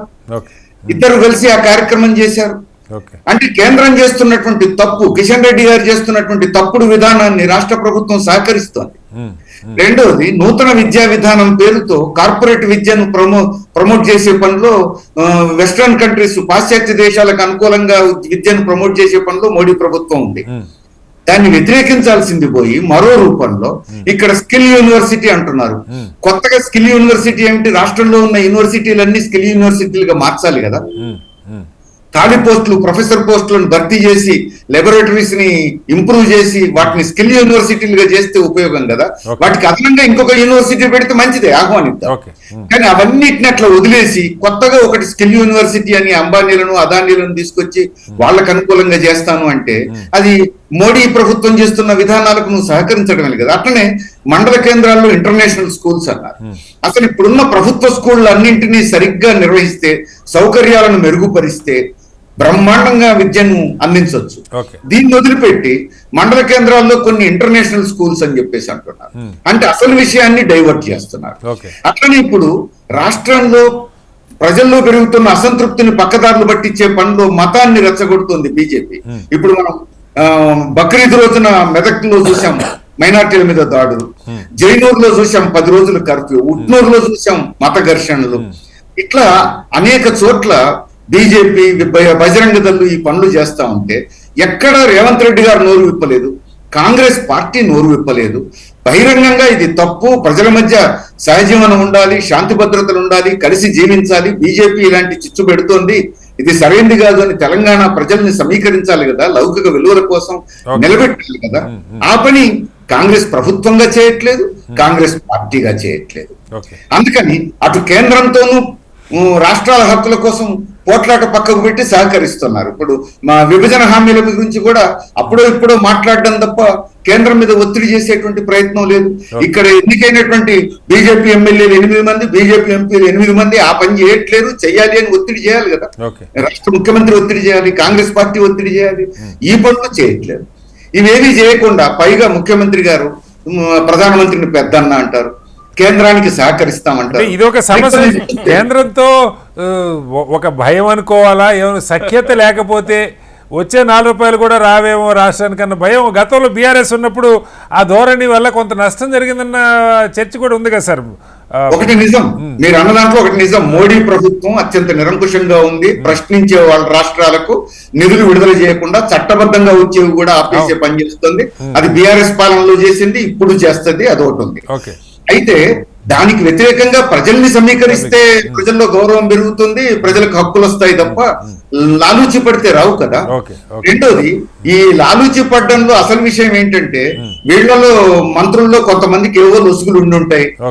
ఆ లొసుగులను ఆసరా చేసుకొని మోడీ ఒత్తి జైల్లో పెడతాడనే భయం ఏమన్నా ఉందా? ఇప్పుడు కవితను పెట్టారు కదా, ఆ లోపం ఈ లోపాన్ని ఆసరా చేసుకొని కాంగ్రెస్ నాయకులను కూడా ఎవరన్నా లోపలేస్తారని చెప్పేసి ఏమన్నా భయం ఉందా? ఇలాంటి అనుమానాలు ప్రజలకు వస్తాయి కదా. అందుకని కేంద్రం తప్పు చేస్తే ప్రజలను సమీకరిస్తే ప్రజలు హర్షిస్తారు తప్ప లాలూచి పడితే హర్షించారు. Welcome back to big debate. Naresh garu, Revanth Reddy గారు ప్రస్తావించిన ఇంకో కీలకమైంది, మీరు ఇందాక సమాధానం చెప్పలా. మాజీ ముఖ్యమంత్రిని అటు అసెంబ్లీకి రమ్మంటున్నారు, ప్రజల్లోకి రమ్మంటున్నారు, ఆయన అనుభవం కావాలి అంటున్నారు. సహజంగా రాకుండా ఉంటే బాగుండని కోరుకుంటారు ఎవరైనా, కానీ కొంత ప్రత్యేకత ముఖ్యమంత్రి కేసీఆర్ గారు రావాలి సభకి, ఆయన మంచి చెడో మాట్లాడాలి, అలాగే ప్రజా సమస్యల మీద జనంలోకి రండి అంటున్నారు. ఈ విషయంలో ఎంతకాలం, దాదాపు సంవత్సరం అవుతుంది. ఎందుకని? సరే, రేవంత్ రెడ్డి గారు ఏమన్నా పక్క పెడితే ఆయన ఒక విమర్శగా చేసిన ఏంటి అసలు బీఆర్ఎస్ నిజంగా కేటీఆర్ గారు, హరీష్ గారు, మిగతా నాయకులు తిరుగుతున్నారు, కానీ ముఖ్యమంత్రి, మాజీ ముఖ్యమంత్రి ఎందుకు ప్రజల్లోకి రావట్లేదు, ప్రజా సమస్యల మీద స్పందించట్లేదు, లేదా రోడ్ల మీదకి రావట్లేదు, ఏంటి కారణం? ఇప్పుడు బీఆర్ఎస్ పార్టీ అధ్యక్షునిగా బీఆర్ఎస్ పార్టీని ఏ రకంగా ముందుకు నడిపిస్తున్నారు, ప్రజల పక్షాన ఏ రకంగా మేము ఉంటున్నాము, ప్రజలకు అండగా ఏ రకంగా ఉంటున్నాము, పోలీస్ స్టేషన్ పోతే ఏ రకంగా ఉంటున్నాము, కోర్టులకు పోతే ఏ రకంగా ఉంటున్నాం, జైల్లోకి పోతే ఎట్లా వీళ్ళు పరామర్శిస్తున్నాం, వాళ్ళని అవసరమైతే ఢిల్లీ స్థాయికి వెళ్ళి మన ఒకరి దగ్గర ఏ రకంగా తీసుకెళ్తున్నాం. బీఆర్ఎస్ పార్టీ అంతకంటే ఎక్కువ ఏం చేస్తాండి? బీఆర్ఎస్ పార్టీగా ప్రజల వైపు అండగా ఇంతకంటే ఎక్కువ చేస్తే చెప్పండి. మూసి నిర్వాత ఏ రకంగా ఉన్నాం. ఈరోజు తెలంగాణ భవన్ జనతా గ్యారేజ్ లెక్క అయిపోయింది. తెలంగాణ జనతా గ్యారేజ్. తెలంగాణ పిల్లలకి ఈ ప్రాబ్లం ఉన్నా తెలంగాణ భవన్కి వస్తే వారిని అక్కున చేర్చుకుంటా ఉన్నాం, వారికి కావాల్సిన చట్టపరమైనటువంటి సలహాలు ఇస్తున్నాం, దానికి సంబంధించినటువంటి ఖర్చులు భరిస్తా ఉన్నాం, వాళ్ళకి ఏ రకంగా కాదు ఆ రకంగా న్యాయం చేస్తాను. ఒక పార్టీ అధ్యక్షునిగా ఇంకా అంతకంటే ఎక్కువ ముందు నడిపిస్తారు, ఏ రకంగా చేస్తారు. నెంబర్ 1. కేసీఆర్ గారు జనం ముందుకు రావట్లేదు, జనం దగ్గరికి రావట్లేదు అని విమర్శ. తెలంగాణ భవన్లో కూడా ప్రజలు కలుస్తున్నట్టు నాకైతే సమాచారం లేదు. అదే అంటున్నారు. అది నాణ్యానికి ఒక వైపు. రెండో వైపు ముఖ్యమంత్రి గారు ఏదో ప్రేమతో ఉన్నట్టు రండి రండి అని చెప్పి పిలుస్తున్నారని చెప్పి మీరు అంటా ఉన్నారు. తెలంగాణ అంటేనే ఒక రకంగా ఆత్మగౌరవం అండి. ఆనాడు వాళ్ళ ప్రభుత్వం వచ్చిన కొత్తలో కేసీఆర్ గారు చిన్న యాక్సిడెంటల్ గా కాలు ఫ్రాక్చర్ అయితే హాస్పిటల్కి వెళ్తే ముఖ్యమంత్రిగా వారు వచ్చారు. వారి మీద చాలా అభిమానం పెరిగింది మాకు. అయ్యో ముఖ్యమంత్రి అయినా కూడా వెంటనే స్పందించారు, మాజీ ముఖ్యమంత్రి పిలిపించారని చెప్పి. కానీ 2 రోజుల తర్వాత టీవీ ఛానల్ కూర్చొని నేను పోయి ఆయన ముఖం చూపించిన, ఎందుకు చూపించినా నేను ముఖ్యమంత్రి అయినా ఆయనకు అర్థమైంది కదా అని ఆ మాటలు మాట్లాడే వాళ్ళ దగ్గర ఏ రకంగా వాళ్ళు వస్తారు, ఏ రకంగా ముఖం చూస్తారని ఇంకా ఆత్మగా విషయం ఏ మాటలు కుక్క చావు వస్తారని చెప్పి మాజీ ముఖ్యమంత్రిని తెలంగాణ తీసుకొచ్చినటువంటి నాయకుని విలువ లేకుండా, విషయం లేకుండా ఇష్టం వచ్చినట్టు మాట్లాడుతూ ఉంటే వారి ముఖం ఏ రకంగా చూడమంటారు? అంటే రాజకీయాల్లో విమర్శలు ఉండొచ్చు, వ్యక్తిగత విమర్శలు, ప్రతిపక్షంలో కూర్చోబెట్టినప్పుడు మీకు తెలియని విద్య కాదు, మీకు రాజకీయాల పూర్తి అవగాహన ఉంది, జర్నలిజం లో పూర్తి అవగాహన ఉంది, మీకు మేధావి వర్గంలో మీకు అవగాహన ఉంది. మీరు చెప్పండి కటారి గారు, ఆ రకంగా ఒక నాయకుని కుక్క చావు చేస్తావు, సస్తే నీ విగ్రహం పెట్టడానికి మీ కొడుకు అట్లా చేసిండు, లేదా ఈ రకంగా మూసిలో బుల్డోజర్ వేసి తొక్కుతారు ఎవరని అని చెప్పి ఈ రకమైన మాటలు ఒక ప్రయాసంయుతంగా మాట్లాడవలసినైనా ఒక పద్ధతి ప్రకారం మాట్లాడేటువంటి విషయాలేనండి. కానీ అయినప్పటికీ మేము ఒకటే మాట ఏం చెప్తా ఉన్నామంటే, ప్రజలకు కావాల్సిన ప్రతి కష్టకాలంలో కూడా కేసీఆర్ గారి డైరెక్షన్స్ తోనే మేము ముందుంటున్నాము. అది కేటీఆర్ గారు కానివ్వండి, హరీష్ రావు గారు కానివ్వండి, ఇంకో నాయకుడు కానివ్వండి, కార్యకర్తగా నేను కానివ్వండి, నాయకుడు ఇంకెవరైనా కానివ్వండి, మేమందరం ప్రజల్లోకి వెళ్తున్నామంటే మాకు ఒకే ఒక డైరెక్షన్, కేసీఆర్ గారి డైరెక్షన్. మీరు వెళ్ళాలి, ప్రజల్లో ఉండాలి అన్నారు. మేము కరోనా కష్టకాలంలో కూడా క్లస్టర్లలో ముందుకెళ్లి కంటైన్మెంట్ లో జోన్లకు వెళ్ళి మేము చేసినాము. ఇప్పుడు అదే రకంగా వస్తా ఉన్నాం. నిర్బంధాలు చేస్తా ఉన్నారు, అరెస్టులు చేస్తా ఉన్నారు, నాన్ బెయిలబుల్ కేసులు పెడతా ఉన్నారు. అన్ని పెట్టినప్పటికీ కూడా ప్రజల చెంత వస్తా ఉన్నారు. తర్వాత గొప్పగా చెప్పారు సార్, ఒక్క నిమిషం సార్, చాలా గొప్పగా చెప్పారు. మేము ప్రజలకు చాలా సంక్షేమ పథకాలు చేసినాం, బస్సు ఫ్రీగా ఇచ్చినాం అని. బస్సు ఫ్రీ ఇవ్వడం వల్ల ఒక మంచి పని జరిగింది. ఏ మంచి పని అంటే, కాంగ్రెస్ పార్టీ గతంలో ఎలక్షన్ లో ఏం చెప్పుకునే వాళ్ళంటే అయ్యో మొగడు పిల్లలు గొడవ పెట్టుకుంటే పిల్లని చెప్పకుండా రూపాయి ఖర్చు లేకుండా పోయి తల్లిగారింటికి పోతే అని చెప్పారు. కానీ ఆ పిల్లం ఇప్పుడు ఆ ఆడ మనిషి ఇప్పుడు ఈ బస్సుల బాధ భరించలేక, బస్సుల కొట్లాట్లు భరించలేక ఈ మొగడు బాధే బాగుంది, వాడు 4 కొడితే 2 కొడతా అని చెప్పి కడంతలింటికి ఓట్లు ఇప్పుడు మళ్ళా భర్త భార్య మంచిగా చేసుకుంటా ఉన్నారు. ఇది మాత్రం మంచి పని చేసిరు. బస్సు చేసి మాత్రం ఇది మంచి పని చేసిరు కటారి గారు. సాధించిన విజయం ఏం లేదు. Right sir. ఒకసారి దిలీప్ గారు ఇక్కడ ఇంకొక కీలకమైన పాయింట్. సరే, ఇప్పుడు ఒక మాట వేరే గారు చాలా క్లియర్గా చెప్పారు. ఈ గతంలో మరి అందరి అనుభవాలను చూసి రేవంత్ రెడ్డి గారు పద్ధతి మార్చుకున్నారా? ఇప్పుడు కేంద్రంతో ఒక రకంగా కేసీఆర్ గారు బీఆర్ఎస్ ప్రభుత్వం వచ్చిన కొత్తలో చాలా సహజతో ఉండేవారు. సహజతో ఉన్న ఏం జరగలా, ఆయన విమర్శలు ఎక్కుపెట్టి ముఖం చూపించకుండా ప్రధానికి పోయినందుకు తర్వాత పర్యవసానాలు చూస్తూ ఉన్నాం. మిమ్మల్ని ఎలా డీల్ చేయాలో ఎవరికి అర్థం కావట్లేదు. కేంద్రంతో ఉన్న వాళ్ళని సహజతో ఉన్నా ఫలితం లేదు. నిజంగా ఎవరి మీద కేసులు ఉంటే వదులుతారని నేనైతే అనుకోను, కానీ ఏదైనా లాలూచీలు ఉంటే ఏ రాష్ట్రంలో ఎవరిని వదులుతున్నారని. కానీ బట్ ఓవరాల్గా కేంద్రంతో సయోధ్య విషయంలో నిజంగా నిధులు రాబట్టుకోవటం విషయంలో ఇవ్వాల్సిన బాధ్యత మీకున్నా ఏం జరుగుతుందన్నది అందరికి తెలిసింది. ఏం చెప్తారు సార్? నేను మళ్ళీ చెప్తా ఉన్నా, టీఆర్ఎస్ ప్రభుత్వం పోయిన తర్వాత కాంగ్రెస్ పార్టీ ప్రభుత్వం వచ్చినాక ఎన్నో ఆశలు పెట్టుకున్నది తెలంగాణ సమాజం. మీరు ఇస్తే కదా, మీరు ఇప్పుడు మూసీ గురించి మాట్లాడుతున్నారు, మీరు నిధులు శాంక్షన్ చేయొచ్చు కదా. ఆశలు ఒమ్మవుతున్నాయని చెప్పి నేను మొదటనే మన చర్చ ప్రారంభంలోనే ఛాయసే జాదా కేటిల్ గరం హయా అని చెప్పి చెప్తా ఉన్నారు. మాటలు ఎక్కువ ఉన్నాయి, చేతలు తక్కువ ఉన్నాయి. దానికోసము ఈ తెలంగాణ సమాజము రకరకాలుగా ఈ ప్రభుత్వం పైన అంటే ఒక రకమైన తిరుగుబాటు ధోరణి మనసుల లోపల, రోడ్ల మీదకి రాకపోవచ్చు, ధర్నాలు చేయకపోవచ్చు, రాస్తారోకోలు చేయకపోవచ్చు, కానీ తిరుగుబాటు ధోరణి అయితే ప్రజల లోపల కనిపిస్తూ ఉన్నది. మేమేమంటున్నామంటే ఈరోజు మొట్టమొదటి సంవత్సరము విజయోత్సవ సభ ఏదైతే వరంగల్లో మహిళా శక్తి విజయోత్సవ సభ అని ఏదైతే పెట్టుకున్నారో దానికి మూలం కేంద్ర ప్రభుత్వం ఇచ్చిన నిధులు. మహిళల్ని ఏదైతే మేము కోటీశ్వరులను చేస్తామని చెప్పి సోలార్ ప్యానల్స్ పెట్టుకోండి మీరు మహిళా సంఘాలు, దానికి మేము బ్యాంకుల ద్వారా తర్వాత కాదండి, దానికి కేంద్ర ప్రభుత్వం 50% నిధులు సపోర్ట్ చేస్తా ఉంది. ఈ పథకానికి ప్రత్యేకించి సోలార్ పథకానికి మహిళల మొత్తం దాదాపు 4000 మెగావాట్ల సోలార్ ప్రాజెక్టు ఇక్కడ నెలకొల్పాలి. దాంట్లో భాగంగా ఈ రోజు మొదటగా 1000 మెగావాట్ల కార్యక్రమాన్ని తీసుకుందాం అని చెప్పి వీళ్ళు ఏదైతే ఆర్భాటంగా ప్రకటించారో ఎవ్వరూ అడగలేదాన్ని. ఆర్భాటంగా ప్రకటించిన ఆ పథకానికి 50% 50% నిధులు కేంద్రం సమకూరిస్తే వచ్చిన నిధులు అవి.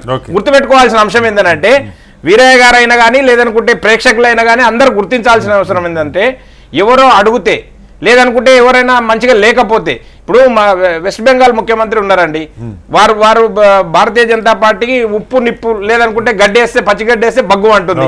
నిధులు పోవట్లేదా అండి?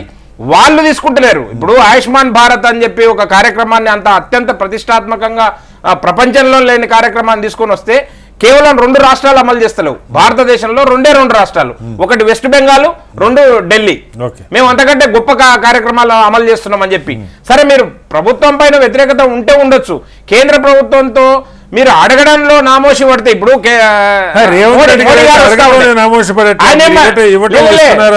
ఆయన ఏం నామోషి పడట్లేదు, వచ్చే నిధులు వస్తూనే ఉన్నాయి, రావాల్సిన అవసరం కూడా ఉన్నది. ఎందుకు అని అంటే ఇప్పుడు కేసీఆర్ గారిని చూసినాం చాలా సందర్భాల్లో, ప్రధానమంత్రి గారు ప్రోటోకాల్ విధులలో వచ్చినా కానీ మీరు ఎప్పుడు కూడా వారిని రిసీవ్ చేసుకున్న పాపన పోలేదు. అంటే ఒక అహంకారపూరితమైన ధోరణితో వారు ప్రవర్తించారు, దానికి తగిన మూల్యం చెల్లించుకున్నారు. దాన్ని చూసి రేవంత్ రెడ్డి గారు కూడా ఇప్పుడు మొదటి సంవత్సరం మేమేం మాట్లాడట్లేదండి, ఆయన గౌరవంగా పెద్దని అంటున్నారు. కొన్ని విషయాలు ఇప్పుడు వేరే గారు చెప్పినట్టు వ్యతిరేకం అనుకున్న వాటికి కూడా సపోర్ట్ ఇస్తుండొచ్చు, అది వేరే విషయం. కానీ రాష్ట్రానికి రావాల్సిన విషయం, రాష్ట్రానికి రావాల్సిన నిధులు వారు అడుగుతూనే వస్తాయి, వారు అడగకపోతే రావు అనే విషయాన్ని పక్కన పెడతాం. మేము అడగడానికి చాలా మంది సార్, మేము చాలా చిన్న విషయం చెప్తాం సార్, ఆ చిన్న విషయమే కావచ్చు, చెప్పాల్సిన అవసరం ఉంది కానీ చెప్తాం. మేము నితిన్ గడ్కరీ గారు, కేంద్ర మంత్రి నితిన్ గడ్కరీ గారి దగ్గరికి ఢిల్లీకి 50 మాటలు పోయినాం. మేము భారతీయ జనతా పార్టీ ఓన్లీ నాగర్ కర్నూలు ఉమ్మడి మహబూబ్నగర్ జిల్లాకు సంబంధించిన భారతీయ జనతా పార్టీ నాయకులం 50 మాటలు పోయినాం. ఎందుకు అనంటే కల్వకుర్తి నుంచి నంద్యాల దాకా 2400 కోట్ల రూపాయలతోటి ఆ నిధులు కేటాయించి ఆల్రెడీ నేషనల్ హైవే కంప్లీట్ అయిపోతుంది. దానికోసం మేము పోయినాం. అంటే మేము ఈడ రాజకీయం చేయాలనుకున్న వాళ్ళము కేంద్ర ప్రభుత్వం ద్వారా వచ్చే నిధులను చూపించి మాకు కూడా ఒక లబ్ధి చేకూరుతుంది కదండి, మాకు ఒక తృప్తి కలుగుతుంది కదా. కనుక ఇవన్నీ చేయడం, ఈ రోజు కర్నూలు నుంచి Visakhapatnam high speed railway line అని చెప్పి చెప్తా ఉన్నారు, అది పోయా నాగర్ కర్నూలు పోతా ఉన్నది. హైదరాబాద్ హైదరాబాదే కాకుండా అక్కడ కూడా ఒక లింక్ కలుపుతా ఉన్నారు. కనుక ఇవన్నీ చాలా కార్యక్రమాలు జరుగుతూ ఉన్నాయండి. భారతదేశంలో ఏడు క్లస్టర్లు ఇస్తే 7 క్లస్టర్లు ఇస్తే ఒక క్లస్టర్ ఆహార శుద్ధి అంటే ఫుడ్ ప్రాసెసింగ్ క్లస్టర్ తెలంగాణలో, అది కూడా వనపర్తి జిల్లాలో ఇచ్చారు. కనుక కేంద్ర ప్రభుత్వం ఎక్కడ వీళ్ళు అడుగుతూనే ఇస్తారు, అడగకపోతే మొండి చేయి చూపెడతారు అనేది అదంతా విమర్శల కోసం మాట్లాడాల్సిందే.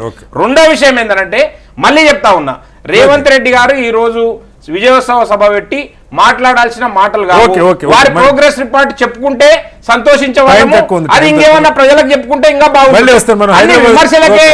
విమర్శలకే కాలం వెళ్ళబుచ్చి మీరు పబ్బం గడుపుకుంటామంటే దాన్ని చూస్తూ ఊరుకోరు. రైట్ గౌరీ గారు, హైదరాబాద్ గురించి మాట్లాడే ముందు ఇప్పుడు వేరే గారు కొన్ని అంశాలు లేవనెత్తారు. నిజంగా కొన్ని ఇష్యూస్లో ఇప్పుడు గనుల ప్రైవేటైజేషన్ జరుగుతుండొచ్చు, లేదంటే వీటికి సొంత గనులు లేకపోవడం, సింగరేణి లాంటి వాటికి సొంత గనులు లేకుండా జరుగుతున్న పరిస్థితి, కానీ అనేక అంశాల్లో కారణాలే పార్టీల పరంగా అయితే పూర్తి వైరుధ్యం. ప్రాంతీయ పార్టీ కూడా కాదు, ముఖ్యమంత్రి గారు సొంతంగా నిర్ణయాలు తీసుకోవడానికి జాతీయ పార్టీ, మీకు జాతీయ విధానం ఉంటుంది. ఏం జరుగుతుంది? ఇది నిధుల కోసం కాస్త బ్యాలెన్స్డ్గా వ్యవహరించడమా, లేకపోతే ఇంకెలా అర్థం చేసుకోవాలి? ఖచ్చితంగా కేంద్ర ప్రభుత్వంతో రాష్ట్ర ప్రభుత్వము సఖ్యతగా ఉండవలసినటువంటి అవసరం. ఎందుకంటే రాష్ట్ర ఆర్థిక పరిస్థితుల దృష్ట్యా రాష్ట్రంలో ఉన్నటువంటి ఆర్థికమైనటువంటి అవసరాల కోసం కానీ, లేకపోతే FRBM నిబంధనలకు కూడా కేంద్ర ప్రభుత్వము యొక్క సడలింపించినప్పుడు మాత్రమే మనం ఆర్థికంగా అవతల వ్యక్తుల నుంచి అప్పులు తీసుకోవడానికి అవకాశం ఉంటుంది అనేది, కేంద్రం దానికి అవకాశాలు ఇచ్చినప్పుడు మాత్రమే సాధ్యమైంది అనేది మనం అందరికీ కూడా బాగా తెలుసు. దాంట్లో భాగంగా కేంద్ర ప్రభుత్వం ఏ విధంగా మొండి చేయి చూపిస్తూ ఉందో మనం ప్రత్యక్షంగా చూసాం. ఏ విధంగానంటే రీఆర్గనైజేషన్ యాక్ట్లో ఉన్నటువంటి అంశాలను మన తెలంగాణ రాష్ట్రానికి రావాల్సినటువంటి బయ్యారం ఉక్కు కర్మాగారం కానీ, దాంతోపాటుగా వరంగల్లో ఉన్నటువంటి కోచ్ ఫ్యాక్టరీని కానీ, దాంతోపాటుగా ST యూనివర్సిటీని కానీ ఇటీవల ప్రకటించినటువంటి సందర్భం, ఎప్పుడో ప్రకటించవలసినటువంటి యూనివర్సిటీని ఇటీవల ప్రకటించడం, దాంతోపాటుగా ఏదైతే తెలంగాణ రాష్ట్రం జనాభా ప్రకారం కానీ, లేకపోతే తెలంగాణ రాష్ట్ర ప్రజలు ఇచ్చినటువంటి ఓట్ల రూపంలో వారికి ఇచ్చినటువంటి MP సీట్లు కానీ, రాష్ట్రానికి రావాల్సినటువంటి కేంద్ర ప్రభుత్వం ప్రవేశపెట్టిన బడ్జెట్లో ఏమాత్రం కూడా కేటాయింపులు జరగలేదని చెప్పి స్పష్టంగా కనిపించింది కదా మనకు. మరి మాటలు ఏవైతే చెప్తా ఉన్నారో వారు చేతల్లో చూపించాలని చెప్పి కూడా ప్రభుత్వం తరఫున స్వయంగా ముఖ్యమంత్రి గారు, ఉప ముఖ్యమంత్రి గారు, సంబంధిత మంత్రులు కూడా స్వయంగా అప్పీల్ చేసినా కూడా ఎక్కడ కూడా నిధులు కేటాయించినటువంటి దాఖలాలు లేవు. ఎందుకనంటే రాష్ట్రము అభివృద్ధి చెందాలంటే దేశం అభివృద్ధి చెందినప్పుడు మాత్రమే కేంద్ర ప్రభుత్వము సఖ్యతగా ఉండే అవకాశం ఉంటుంది. ఇందాక చెప్తా ఉన్నారు, పశ్చిమ బెంగాల్లో కానీ మేము ఢిల్లీలో కానీ వివక్ష చూపుతున్నామని చెప్పి చాలా స్పష్టంగా చెప్తా ఉన్నారు. ఒక వాస్తవానికి ఎందుకంటే ఏదైతే ఆయుష్మాన్ భారత్ ఒక్కటే కాకుండా దాంతో పాటుగా మిగతా నిధులలో కూడా కేటాయింపులు ఎందుకు తాత్సరం జరుగుతూ ఉంది. అదే రకంగా మహారాష్ట్రలో కానీ గుజరాత్లో కానీ ఎందుకు నిధులు అధికంగా కేటాయించబడుతుంది. ఒక్కటే లైవ్ ఎగ్జాంపుల్ మనం అందరం కూడా ఆలోచన చేయాలి. బడ్జెట్లో ఆంధ్ర రాష్ట్రానికి ఎక్కువ నిధులు కేటాయించి తెలంగాణ రాష్ట్ర ప్రజలు చేసినటువంటి తప్పిదం ఏంటి అంటే ఇక్కడ నుంచి 8 మంది ఎంపీలను గెలిపడం చేసినటువంటి తప్ప, లేకపోతే ఆంధ్ర ప్రాంతంలో ఉన్నటువంటి వారు ఓట్లేసి భారతీయ జనతా పార్టీ అనుబంధంగా ఉన్నటువంటి వాళ్ళు చేసినటువంటి మక్కువన, మరి కేంద్రంలో ఎన్డీఏ ప్రభుత్వానికి వాళ్ళు ఇచ్చినటువంటి సపోర్ట్ చేయడం ఎక్కువైతే వీళ్ళు చేయడం వల్ల వీళ్ళు అడగలేకపోతున్నారా, లేకపోతే ఇలా అసమర్థతన అనేది మనం అందరం కూడా ఒక్కసారి ఆలోచన చేయాలి. ఎప్పుడైనా రాజకీయం కంటే రాష్ట్ర అభివృద్ధి ముఖ్యమైన ఉద్దేశంతో ఒక జాతీయ పార్టీగా మా పార్టీ యొక్క ఆలోచన విధానం, ఎందుకంటే వాళ్ళు ఏదైతే చెప్తా ఉన్నారో సబ్కా సాత్ సబ్కా వికాస్, దానికి భిన్నంగా అన్ని విధానాలు ఉంటున్నాయి ఎన్నికల ముందు అనేది మనందరూ కూడా బాగా. ఇందాక వేరే గారు ఒకటి రెండు కీలకం అంటే ఉదాహరణకి ఈ సెక్యులరిజానికి సంబంధించి రాహుల్ గాంధీ భారత్ జోడో పేరుతో తిరిగిందంతా అదే. కానీ ఇక్కడ కాంగ్రెస్ నాయకత్వం కీలకమైన విమర్శ చేశారు వేరే గారు. ఆ సందర్భం వచ్చినప్పుడు వాటిని గట్టిగా విమర్శించట్లేదు, తప్పు జరుగుతున్నప్పుడు అట్లా విమర్శించకపోతే ఎక్కడైతే స్వేచ్ఛ ఉంది కాబట్టి ఆ విధంగా ప్రేరేపించడానికి ప్రయత్నం చేస్తా ఉంటారు. ఖచ్చితంగా లా అండ్ ఆర్డర్ కంట్రోల్ ఉన్న తర్వాతనే వారిని ఎక్కడైతే ఈ గుళ్ళ ద్వారా డిస్టర్బ్ చేయాలని ప్రయత్నం చేస్తూ ఉన్నారు, ప్రేరేపించి దాన్ని కట్టడి చేయడానికి ప్రభుత్వం యొక్క బాధ్యత కాబట్టి వాళ్ళన్నింటినీ కూడా ఐడెంటిఫై చేసి వారిని కట్టడి చేయడానికి ప్రయత్నం చేస్తూ ఉంది. సో ప్రభుత్వం తన యొక్క విధితను నిర్వహించడంలో భాగంగా కొనసాగుతుంది తప్పితే మనం పర్టికులర్గా ఈ విధంగా రెచ్చగొట్టే విధంగా ఏ విధంగా ఈ భారతీయ జనతా పార్టీ చేసే విధంగా మనం ఆ విధంగా చేయలేనటువంటి పరిస్థితి. సెక్యులర్ పార్టీ కాబట్టి సెక్యులర్ భావాలతోటే పనిచేయడానికి అవకాశం ఉంటుందని మనం అందరం కూడా ఆలోచన చేయాలి. ఏదైతే భావం ఎప్పుడైతే వాళ్ళు ఎప్పుడు కూడా ప్రేరేపణలతోటే రాజకీయాల వాటిని అరికట్టే విషయంలో సమర్థవంతంగా ఉన్నారా లేదా అన్నది, ఆ రెచ్చగొట్టే ప్రయత్నాలు ఎక్కడ జరిగినా ఏ రూపంలో జరిగినా అడ్డుకోవటంలో ఎలా ఉన్నారన్నది సరే వీరయ్య గారు ప్రశ్నించారు. మళ్ళీ వస్తాను సార్ మీ దగ్గరికి. వీరయ్య గారు, ఇంకొక కీలకమైన అంశం, తెలంగాణ మొత్తం అభివృద్ధితో పాటు మొన్న జరిగినటువంటి అసెంబ్లీ ఎన్నికల్లో మనం చూస్తే హైదరాబాద్ మహానగరంలో దాదాపు 29 నియోజకవర్గాలు అనుకుంటా నాకు తెలిసి, ఎక్కడా కూడా కాంగ్రెస్కి ప్రజలు మద్దతు ఇవ్వాల, ఒకటి ఉండుండొచ్చు. అయితే హైదరాబాద్ నగరం ఎంతో కొంత గతంలో బీఆర్ఎస్ అభివృద్ధి చేసిందనుకున్నారా, లేకపోతే కారణాలు ఏంటన్నది మనకు పక్కకు పెడితే అధికార పక్షానికైతే ఇక్కడ సీట్లు లేవు. అట్లానే హైదరాబాద్ నగరాన్ని అభివృద్ధి విషయంలో ముందుకు తీసుకెళ్ళకపోతే పార్టీలకు వాళ్ళు నష్టపోవటమేమో కానీ మొత్తం రాష్ట్రమే నష్టపోయేటువంటి పరిస్థితి. ఈ సంవత్సర కాలంలో హైడ్రా ఒకటి, మూసీ పునరుజ్జీవం, ఈ అంశాలు చేపట్టారు. కానీ కీలకంగా హైదరాబాదులో అభివృద్ధి, ఈ రోడ్లు కానీ లేకపోతే గుంతలు పొడ్చడం కానీ డ్రైనేజ్ పనులు కానీ, మళ్ళా వర్షం వస్తే బిక్కుబిక్కుమనే పరిస్థితే కొనసాగుతుందా? ప్రభుత్వం దగ్గర హైదరాబాద్ నగరానికి సంబంధించి ఏమన్నా ఒక స్పష్టమైన ప్రణాళిక ఉన్నదా కనీసం? హైదరాబాద్ నగరానికి సంబంధించి ప్రజా సమస్యల మీద ప్రణాళిక కంటే పెద్ద పెద్ద బడాబాబులకు మేలు చేకూర్చేందుకు ఉపయోగపడే ప్రణాళిక ఉన్నట్టు కనపడుతుంది. ఎందుకంటే ఇప్పుడు చూడండి, మూసీ ప్రక్షాళన అంటున్నారు. మూసీ ప్రక్షాళన అవసరం, అది ప్రజలకు అవసరం. కానీ చెప్తున్నది మూసీ ప్రక్షాళన, చేస్తున్నది రియల్ ఎస్టేట్ ప్రాజెక్ట్ కు ఉపయోగపడే పని. మూసీకి 2 వైపులా 12,000 ఇండ్లను ధ్వంసం చేస్తాం, వాళ్ళందరూ ఖాళీ చేసుకోవాలనడం. మూసీ ప్రక్షాళనకు దీనికి సంబంధం లేదు కదా, ఇదొక అంశం. రెండోది హైడ్రా పేరు మీద ప్రక్షాళన అంటే అవన్నీ బఫర్ జోన్ లోనో లేదంటే ఎఫ్టీఎల్ లోనో ఉన్నవి, మరి ఖాళీ చేయకుండా ఎట్లా ప్రక్షాళన సాధ్యం అవుతుంది? మొత్తం మూసీ చరిత్రలో ఇప్పుడు 12,000 ఇండ్లు తొలగిస్తామంటున్న ప్రాంతాలు ఎప్పుడైనా మునిగినట్టు ముఖ్యమంత్రి చెప్పాలి, లేదా కాంగ్రెస్ నాయకత్వం చెప్పాలి. అవి ఎప్పుడు మునిగిపోలేదు. నేను ఆ ప్రాంతం కూడా పోయినా, ఇప్పుడు ఈ వివాదం వచ్చిన తర్వాత నేను ఆ ప్రాంతం కూడా పోయినా, జనంతో కూడా మాట్లాడినా నేను. అందుకని అది ఎప్పుడు మునిగిపోని. విషయం ఏంటంటే ఆ ప్రాంతాలన్నీ జనాన్ని లేపేసి అక్కడ పెద్ద పెద్ద వ్యాపార సామ్రాజ్యాలకు ఆ ల్యాండ్ నమ్మేటువంటి ప్రయత్నంలో ఉన్నారు 2 వైపులా కూడా. దాన్ని ఒక పర్యాటక కేంద్రం చేస్తారు. అంటే కొంత సౌత్ సైడ్ కూడా డెవలప్మెంట్ రావాలి, ప్రాజెక్టులు రావాలి, కాస్త టూరిజం పెరగాలి, ఈ ఆలోచన ముఖ్యమంత్రి చెప్తున్నారు. వాళ్ళేదో జపాన్లో ఒక నదిని, జర్మనీలో ఒక నదిని కోట్ చేస్తున్నారు. అంటే దాన్ని ఎలా అంటే సరే, దానిలో రియల్ ఎస్టేట్ ఖచ్చితంగా ఉండదు, ధరలు పెరిగితేనే పెరగవని మనం అనలేం. కానీ ఎలా అర్థం చేసుకోవాలి వీరయ్య గారు?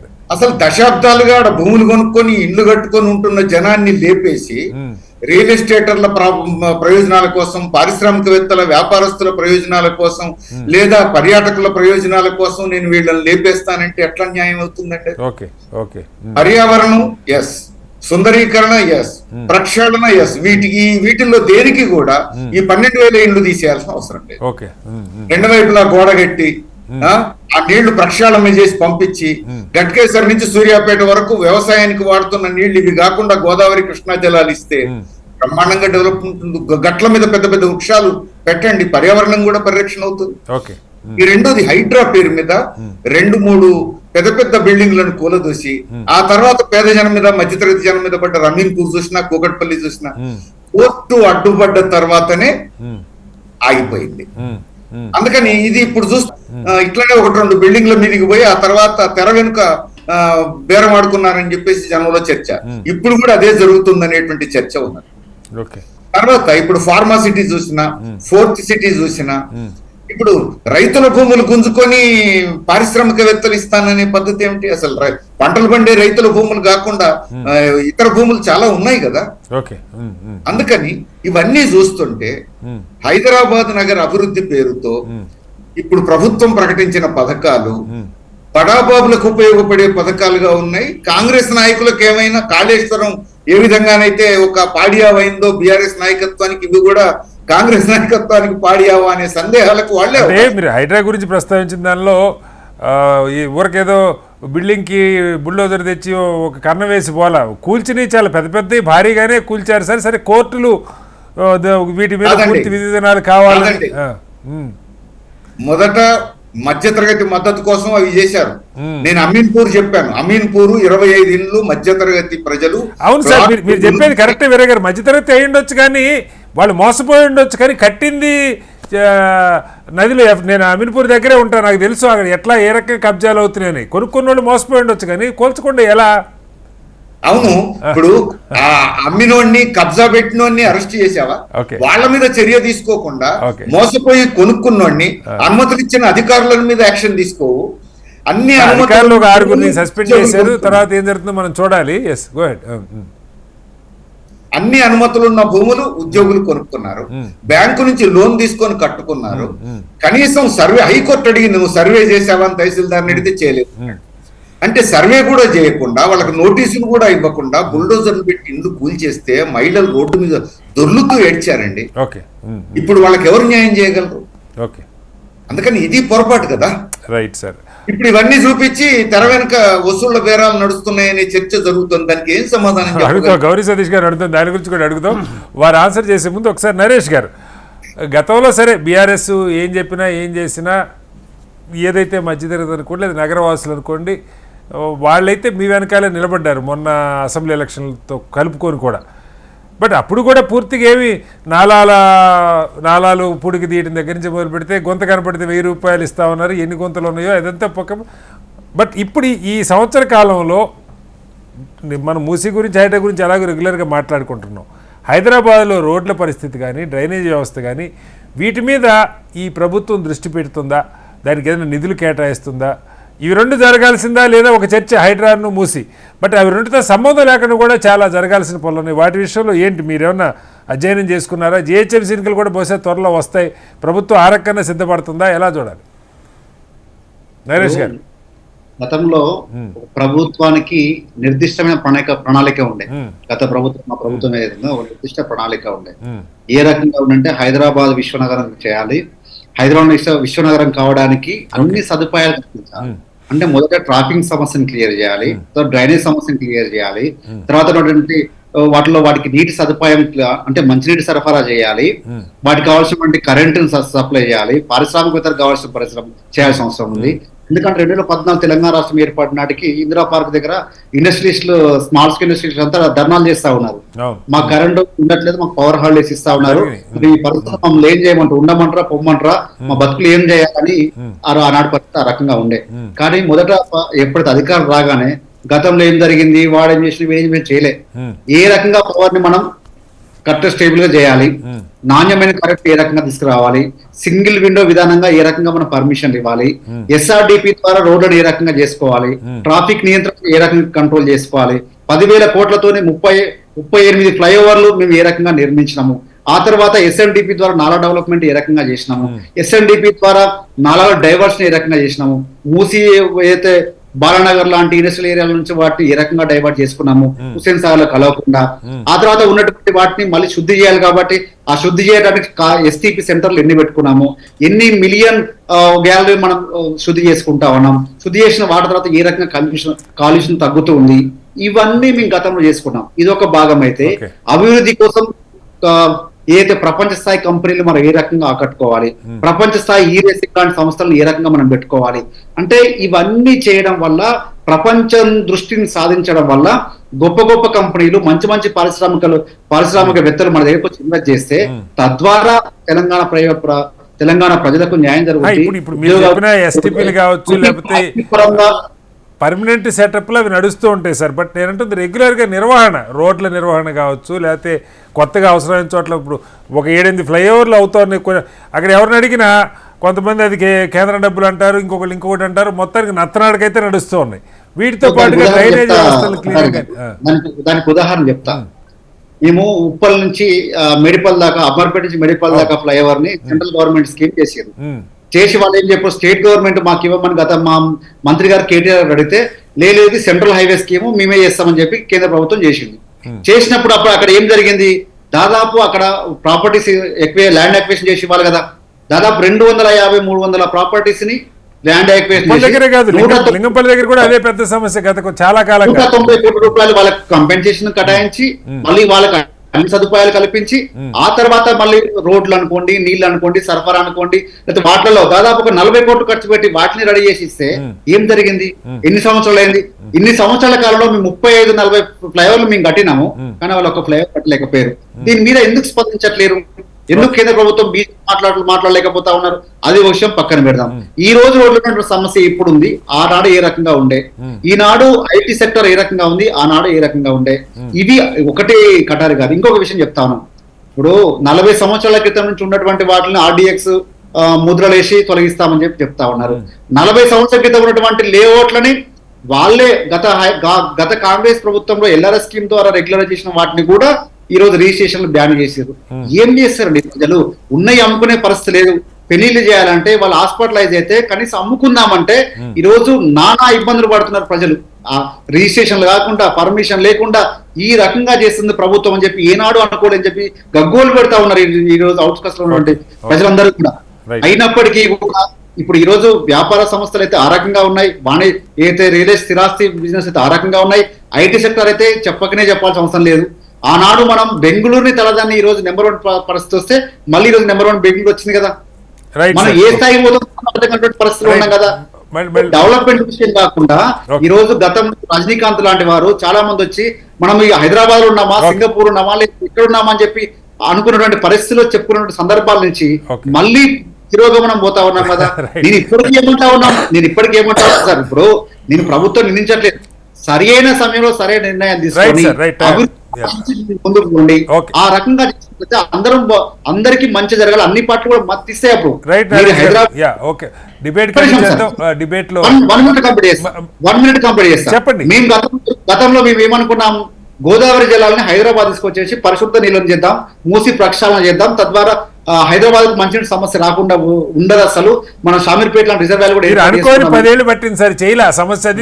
దానికి ఇప్పుడు ఏం పోచమ్మ సాగర్ తీసుకొచ్చడానికి మనకి ఎంత ఖర్చు అవుతుందండి? మా ఎస్టిమేషన్ ప్రకారం 1100 కోట్లు. కానీ ఇప్పుడు ప్రభుత్వం ఏం చేస్తా ఉంది, 5600 కోట్లు పెట్టి మళ్ళీ అదే రైట్ సార్. చాలా అంశాలు ఉన్నాయి హైదరాబాద్ నగరానికి సంబంధించి, చాలా అంశాలు ఉన్నాయి. ప్రధానంగా రోడ్లు, డ్రైనేజీ, ట్రాఫిక్, గంటల తరబడి ఇరుక్కుపోయేటువంటి పరిస్థితి, ఈ మొదలైన కొత్త సంగతి దేవుడు మొదలైన ప్రాజెక్టులు మీరు బాధ్యులా, వాళ్ళు బాధ్యులా పబ్లిక్ అయితే తెలియదు. చాలా చోట్ల ఫ్లైఓవర్లు నత్తనడకంటే నత్తనడుగులు వస్తూ ఉంది.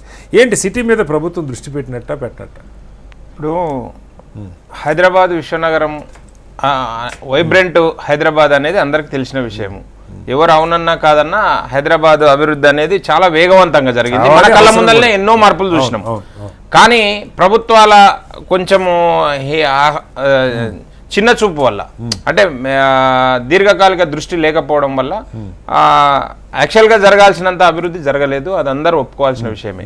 ఎందుకు అని అంటే హైదరాబాద్ అనేది వైబ్రెంట్ సిటీ అని ఎట్లా నేను చెప్పుకున్నామో దానికంటే ముఖ్యంగా ఏంటంటే ఒక సాంప్రదాయమైన హైదరాబాద్. ఇది 400 సంవత్సరాల చరిత్ర, మామూలు చరిత్ర కాదు కదా. నేను అవన్నీ డెవలప్మెంట్ యాంగిల్ లోనే చెప్తా ఉన్నా. 400 సంవత్సరాల నుంచి నిరంతరంగా జరుగుతున్న అభివృద్ధి మధ్యలో కొన్ని ప్రభుత్వాల దీర్ఘకాలిక దృష్టి లేకపోవడం వల్ల ఇలాంటి కార్యక్రమాలు ముందుకు వస్తూ ఉన్నాయి. అయితే మనం ఏం సార్, మనం చాలా చిన్న విషయాలే. ఇప్పుడు హైటెక్ సిటీ కట్టినాము. హైటెక్ సిటీ ఎప్పుడు వచ్చింది? మన కళ్ళ ముందరనే వచ్చింది. లేదనుకుంటే అక్కడ గచ్చిబౌలి వైపు ఆ ఏరియా అంతా ఇప్పుడిప్పుడు అభివృద్ధి అవుతుంది. కానీ ఇప్పటికీ అక్కడ డ్రైనేజ్ వ్యవస్థ సరిగా లేదు. మీరు చూసిండ్రు హైదరాబాద్ లో పాత బస్తీలో ఏ విధంగా ట్రాఫిక్ జామ్ అవుతుందో అంతకంటే రెట్టించిన విధంగా ఈ గచ్చిబౌలి ఏరియాలో ఎక్కువ అవుతుంది. మీరు కొత్తగా ఒక లేఅవుట్ వేస్తా ఉన్నారు. ప్రజలకేమో ఎవరైనా లేఅవుట్ వేసుకుంటే వాడు 15% మార్టిగేజ్ చేయాలి, లేదనుకుంటే డ్రైనేజ్ సిస్టమ్ డెవలప్ చేయాలి, వాటర్ సిస్టమ్ డెవలప్ చేయాలి, పవర్ సిస్టమ్ డెవలప్ చేయాలని వాళ్ళకందరికీ నిబంధనలు పెడతారు. కానీ ప్రభుత్వం ఏదైతే డెవలప్ చేస్తుందో వారు ఏం నిబంధనలు పాటిస్తలేరు. ప్రభుత్వమే కదా. ఇప్పుడు మనం అదే చెప్తా ఉన్నాం. ఇప్పటిదాకా మూసీ గురించి చెప్తా ఉన్నారు. మూసీ ఎన్ని సంవత్సరాల నుంచి కబ్జాలకు గురవుతుంది, ఎన్ని సంవత్సరాల నుంచి ఎన్ని పార్టీలు, దీంట్లో ఈ పార్టీ ఆ పార్టీ సంబంధమే లేదు. అన్ని పార్టీలు అందరూ కూడా బాధ్యులే, తలా పిలికాడు. కనుక ఏమంటున్నాం అంటే అప్పుడు అధికారులు బాజాప్తా పర్మిషన్లు ఇచ్చిర్రు, బ్యాంకులు లోన్లు ఇచ్చినాయి, అప్పులు చేసి కట్టుకున్నారు సామాన్యులు. కానీ ఈ రోజు ఏమంటున్నారు? అధికారులను ఏమంటలేరు, ఆ రాజకీయ నాయకులను ఎవరిని పట్టించుకుంటలేరు. వాళ్ళు చిన్న చిన్న రాజకీయ నాయకులు ఉన్నారు, అప్పుడు కౌన్సిలర్ గానో లేకుంటే కార్పొరేటర్లు ఉన్నారు, ఈ రోజు మంత్రుల స్థాయికి ఎదిగినారు. ఈ దౌర్జన్యాలు చేసి ఈ కబ్జాలు చేసి మన కళ్ళ ముందు అలా చూసినాం. మనం ఇప్పుడు చెప్పుకోవడానికి ఇబ్బందిగా ఉంది, కానీ చాలా మంది ఈ పాపంలో భాగమే కదా. కనుక నేనేమంటున్నానంటే మీరు ఒక విజన్ తోటి ఇప్పుడు మీరు అక్కడ సియోల్ దగ్గరికి పోయొచ్చారండి. సియోల్ దగ్గర చింగ్చాన్ నదిని చూసి వచ్చి నేను మూసిని చేస్తానంటే మూసి పరివాహక ప్రాంతంలో ఉంటున్న వాళ్ళు మీరు పునరుజ్జీవం అంటున్నారు, ఓకేనండి. దాంట్లో ఎంత కాంట్రడిక్షన్ అంటే పునరుజ్జీవం కోసం గోదావరి నుంచి నీళ్ళు తెస్తారంటారు, ఆడ లేని గోదావరి నీళ్ళని తీసుకొని వస్తామంటారు. ఇక్కడ మనకు డెడ్ స్టోరేజ్ లో కూడా మనకు కంపల్సరీ వాటర్ ఉంటుందండి. కృష్ణాలో Srisailam back water, Srisailam project లో డెడ్ స్టోరేజ్ లో కూడా దాదాపు 100 TMCల నీళ్లు ఉంటాయి. గోదావరిలో ఏడ నీళ్ళు తెస్తారండి? వరద వస్తే ఎత్తిపోయాలి, ఎత్తిపోసిన నీళ్లు కొండపోచమ్మ దగ్గరనో లేకుంటే మల్లన్న సాగర్ దగ్గరనో పెట్టాలి, ఆ నీళ్ళని తెస్తారు. ఒకవేళ వరద రాకపోతే మళ్ళీ ఏం చేయాలి? కనుక మీరు ఇదే నేను ఏమంటున్నా అంటే శాస్త్రీయంగా లేదనుకుంటే ఒక నిపుణుల కమిటీ వేసి నీళ్లు శాశ్వతంగా మనకి ఎక్కడ అందుబాటులో ఉన్నాయి ఆ నీళ్ళని తీసుకొని వద్దాం. కృష్ణా ఫేజ్ 1, ఫేజ్ 2, ఫేజ్ 3 తెచ్చినాం కదా, మళ్ళీ ఫేజ్ 4, ఫేజ్ 5, ఫేజ్ 6 తెచ్చి ఈ గండిపేటలో నింపండి, మూసిల మొదలండి. ఎవరొద్దంటున్నాడు? లేనివి మీరు కాంట్రాక్టర్లకు అంచనాలు పెంచి దాంట్లో కమిషన్లలో దోచుకోవడం కోసం లేదనుకుంటే కమిషన్లు దండుకోవడం కోసం ఒకటే కాదు మామూలుగా అసలు నాట్ ఓన్లీ అది కాదండి. నేను ఏమంటున్నా, రోడ్స్ విషయంలో మీరు కొత్త రోడ్ల గురించి ఆలోచన చేయరు, ఉన్న రోడ్ల గురించి ఆలోచన చేయరు, ఉన్న డ్రైనేజ్ వ్యవస్థ గురించి మెరుగుపరచడం కోసం ఏ విధంగా ముందుకు పోదామని ఆలోచన చేయరు. కొత్త సిటీ కావాలంటారు, మేము 4th సిటీ కావాలంటారు, ఫ్యూచర్ సిటీ కావాలంటారు. అరే ఉన్న దగ్గర ఇబ్బందులు పడతా ఉన్నారు, సామాన్యులు ఇబ్బంది పడతా ఉన్నారు. 1 గంట ప్రయాణానికి నేను ఇప్పుడు ఈ స్టూడియోకి వస్తా ఉంటే 2 గంటల సమయం పట్టిందండి. 6 గంటలకు వెళ్తే 7:30కు వచ్చిన నేను ఇక్కడికి. కనుక ఎంత ఇబ్బందికరమైన పరిస్థితులు ఉన్నావో దీన్ని అధ్యయనం చేయకుండా, దీనికి శాశ్వత పరిష్కారం చూపెట్టకుండా మీరు కొత్త ఆలోచనలు ఎందుకు ఆలోచనలు చేస్తున్నారు?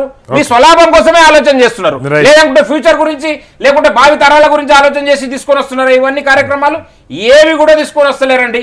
ఇప్పుడు చాలా చిన్న విషయం అండి, భారతదేశంలో సామాన్యులు చాలా ఇబ్బందికరమైన పరిస్థితులలో ఉన్నారు. దబా దబా దబా పోయి మీరు బుల్డోజర్లు పెట్టుకొని కూలగొట్టి మేము ఇదే న్యాయం ఇదే మేము రేవంత్ రెడ్డి గారు ఎంత దారుణంగా మాట్లాడతారండి.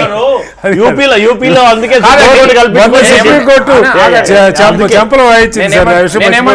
రేవంత్ రెడ్డి గారు ఏమంటారు?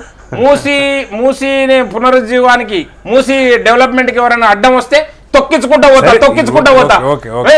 మీరు భారతీయ జనతా పార్టీకి సవాల్ చేసిండు రేవంత్ రెడ్డి గారు, మీరు మూసీ దగ్గర ఒక గంట సేపు ఉండండి అంటే మేము 20 ప్రాంతాల లోపల నిద్రపోయినాం, మూసీ దగ్గర నిద్రపోయి ఆ సవాల్ను స్వీకరించారు. వస్తున్నది, మీరు దాన్ని మెరుగుపరచండి.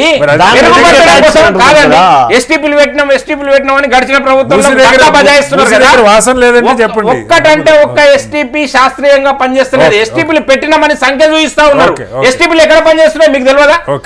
ఇప్పుడు నాలాలను డైవర్షన్ చేసినాము, ఎస్టీపీలకు మళ్ళీ ఇచ్చినాము, ఎస్టీపీలో మొత్తం క్లీన్ చేస్తున్నాము, మొత్తం క్లీన్ చేసిన నీటిని బయటకు వదులుతున్నాం అని చెప్తున్నారు. ఎక్కడ క్లీన్ చేస్తలేరు, ఎక్కడ ఎస్టీపీలు పనిచేస్తలేవు. అధికారుల అలసత్వము, కాంట్రాక్టర్ల అలసత్వము, రాజకీయ నాయకులు లేకుంటే ఈ అధికార పార్టీల దండుకోవడం, దీని మీద ఉండే దృష్టి తప్ప ఇంకో దానికి లేదు. అందుకనే మేము ఏమంటున్నామంటే రేవంత్ రెడ్డి గారు 1 సంవత్సరం పాలన సామాన్యులకి గుదిబండగా మారింది. మీరు ప్రజాపాలన అని ఏదైతే చెప్తున్నారో ఆ ప్రజాపాలన కానే కాదు, ఇది ప్రజలకు భారమైన పాలన అని చెప్పి చెప్తా ఉన్నాం. గౌరీ సతీష్ గారు ఇంకొక విషయం, చిన్న విషయం యాడ్ చేస్తానండి.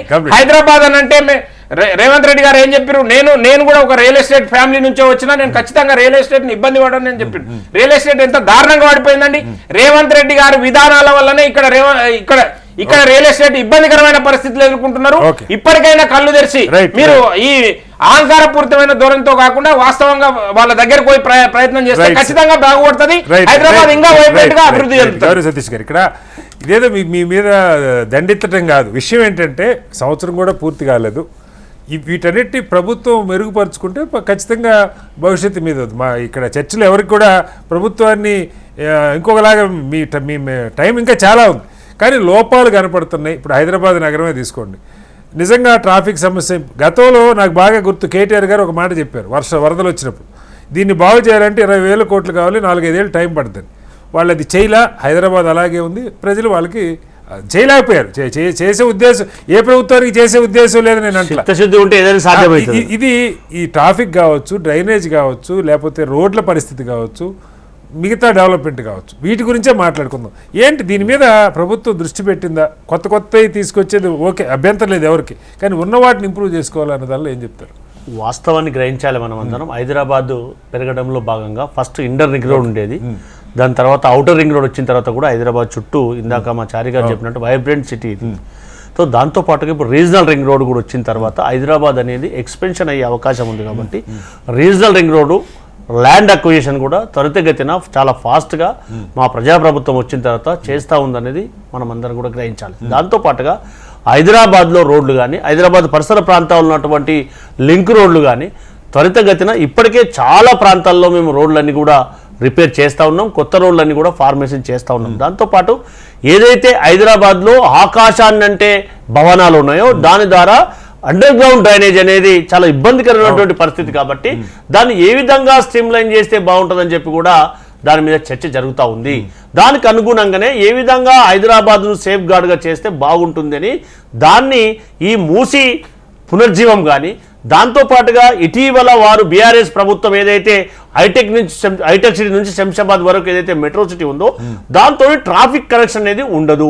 దాంట్లో భాగంగానే ఏదైతే ఓల్డ్ సిటీ నుంచి కనుక ట్రాఫిక్ కనెక్షన్ కనుక ఉండే ప్రాంతం నుంచి మెట్రో లైన్ కనుక ఇస్తే కొంత మేరకు మనం ట్రాఫిక్ ను అవాయిడ్ చేయడానికి అవకాశం ఉంటుంది, దీన్ని ట్రాఫిక్ ఫ్రీ చేయడానికి అవకాశం ఉంటుందనే ఉద్దేశంతో ఆ డైవర్షన్ కూడా చేయడం అనేది జరిగింది. దాని తొందరలోనే ఏదైతే మెట్రో ఎండి గారు కూడా నిన్న చెప్పడం జరిగింది, ఉన్న మెట్రో లాభాలు రావట్లేదు కాబట్టి మా ప్రభుత్వం ఆలోచిస్తుందంటే ప్రభుత్వమే దీన్ని నిర్మాణం చేపట్టి ఆ నిర్వహణ కూడా ప్రభుత్వం మిగతా రాష్ట్రాలలో ఏ విధంగా అయితే ప్రభుత్వం చేపడుతుందో అదే విధంగా ఇక్కడ తెలంగాణ రాష్ట్రం కూడా ప్రభుత్వమే చేపట్టాలన్న ఆలోచన ఉంది. గౌరవ ముఖ్యమంత్రి గారికి కానీ స్వయంగా చెప్పడం జరిగింది, ఆ విధంగానే ప్రణాళిక రూపొందిస్తూ ఉంది. దాంతోపాటుగా ఏదైతే హైదరాబాదులో ఏదైతే నదీ పరివాహక ప్రాంతం మూసీ ప్రాంతంలో ఉందో దాని చుట్టూ కనుక మనం దాని ఇక్కడ నుంచి నార్సింగ్ నుంచి నాగోలు వరకు గనక ఇరువైపులా రోడ్లు కనుక నిర్మాణం చేసుకున్నట్టయితే, రోడ్డు ప్రొవిజన్ పెట్టినట్టయితే కొంత మేరకు హైదరాబాద్లో ట్రాఫిక్ని అవాయిడ్ చేయడానికి అవకాశం ఉంటుంది. దాంతోపాటుగా హైదరాబాద్ సైబరాబాద్ ట్రాఫిక్ కంట్రోల్ రూమ్తో పాటుగా హైడ్రా వాళ్ళను కూడా వారికి అటాచ్ చేయడం జరిగింది. ఎక్కడెక్కడ ఈ మాన్యువల్స్ అన్ని జామ్ అవుతా ఉన్నాయి, దాన్ని హైడ్రా కమిషనర్ రంగనాథ్ గారు దాన్ని స్టడీ చేస్తూ ఉన్నారు, మీరు కూడా చూసి ఉంటారు.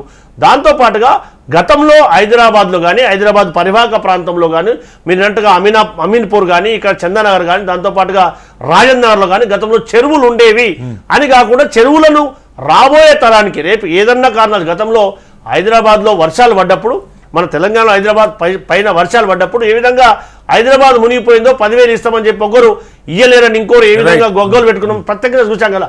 అలాంటి పరిస్థితి మన రాబోయే జనరేషన్ జరగకూడదనే ఉద్దేశంతో అలాంటి నదులను కాపాడాలి, చెరువులను కాపాడాలి, FTL కూడా కాపాడాలి, బఫర్ జోన్ కూడా కాపాడాలి. కీలకంగా 2 నిమిషాలు టైం తక్కువ ఉంది. ఒకటి, మీరు బయట కొత్తగా డెవలప్ చేసేది పెడతాం. ఉన్న హైదరాబాద్ నగర్లో 1 కోటి మంది జనాభా ఉన్నారు. రోడ్లు, నాలాలు కనీసం ఇవి ముందు తక్షణం మీరు దృష్టి పెట్టకపోతే, ఇప్పటికీ ఉన్న రోడ్లు ధ్వంసం అయిపోయి ఉన్నాయి. ప్రభుత్వాలు ఏం చేసిన ఈ సంవత్సర కాలంలో అయితే పెద్దగా వాటి మీద దృష్టి పెట్టిన పరిస్థితి మీరు వాస్తవానికి గ్రహించాలి. ఎక్కడైతే నాలాలు కబ్జాలకు గురైనాయో వాటన్నింటి కూడా హైడ్రా వాళ్ళు ఐడెంటిఫై చేస్తా ఉన్నారు. ఎక్కడైతే రోడ్లు ఉన్నాయో ఇప్పటికి కూడా రోడ్ల రిపేర్ నడుస్తూ ఉన్నది. గత ప్రభుత్వం ఏదైతే నెగ్లెక్ట్ చేసిందో దాన్ని నెగ్లెక్ట్ చేయొద్దన్న ఉద్దేశంతో గౌరవ హైదరాబాద్ ఇన్ఛార్జ్ మంత్రి పొన్నం ప్రభాకర్ గారు ఎప్పుడప్పుడు సమీక్షిస్తూ ఉన్నారు. దాంతోపాటు ట్రాఫిక్ సిగ్నల్స్ కూడా దాన్ని స్ట్రీమ్లైన్ చేయాలనే ఉద్దేశంతో కూడా ప్రయత్నం చేస్తూ ఉన్నారు. ఈ హైదరాబాద్ అనేది వరల్డ్ ఫేమస్ సిటీగా మనం అందరం చేసుకోవడానికి అన్ని రాజకీయ పార్టీలు సహకరించినప్పుడు మాత్రమే సాధ్యమైందనే ఉద్దేశంతో ఆ విధంగా ప్రయత్నం చేస్తున్నాం. తప్పితే చేయాల్సింది తప్పితే మనం ఒక్కరం అనుకుంటే కూడా కాదు అనేది కూడా మనం అందరం కూడా కామన్ మ్యాన్ గా ఆలోచన చేయాలి. ఖచ్చితంగా ప్రజాప్రభుత్వం హైదరాబాద్ నగరాన్ని డెవలప్ చేయడంలో అన్ని రాజకీయ పార్టీలు కూడా మాత్రమే సాధ్యమైతే ఆలోచన చేయాలి. దాంతో పాటుగా మూసీ పునర్జీవనం అనేది ఖచ్చితంగా ప్రజాప్రభుత్వం చేయడానికి సహాయశక్తుల ప్రయత్నం చేసి దాన్ని ఎన్ని వేల కోట్ల వచ్చిన తర్వాత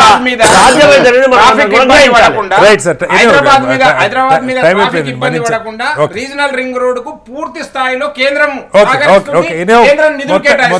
మొత్తంగా సంవత్సర ప్రజాపాలనలో కొన్ని ఇంకా ఇంప్రూవ్ చేసుకోవాల్సి ఉన్నాయి. ఖచ్చితంగా పథకాల అమల్లో 50-50గానే జరుగుతున్నాయి, వాటిని పూర్తి చేయాల్సిన అవసరం ఉంది. దాంతోపాటుగా హైదరాబాద్ మహానగరం యొక్క అభివృద్ధి ఆగకుండా చూసుకోవాల్సిన పరిస్థితి. అలాగే ప్రజలకి అవసరమైన సందర్భాల్లో వాళ్ళు కష్టాలు ఎదుర్కొన్నప్పుడు నిరసన తెలిపే హక్కు, నిర్బంధం లేకుండా అలాంటి ఒక హక్కు ఉండాలి. వీటన్నిటి మీద ఇప్పుడు ఉన్నటువంటి కాంగ్రెస్ ప్రభుత్వం దృష్టి పెడుతున్న ఆశిద్దాం. చర్చలో పాల్గొన్న దిలీప్ గారికి, అలాగే గౌరీ సతీష్ గారికి, వీరయ్య గారికి, నరేష్ గారికి ధన్యవాదాలు. ఇది వాళ్ళ బిగ్ డిబేట్. మరోస్తే మళ్ళీ కలుద్దాం. అందరికీ నమస్కారం. సెలవు.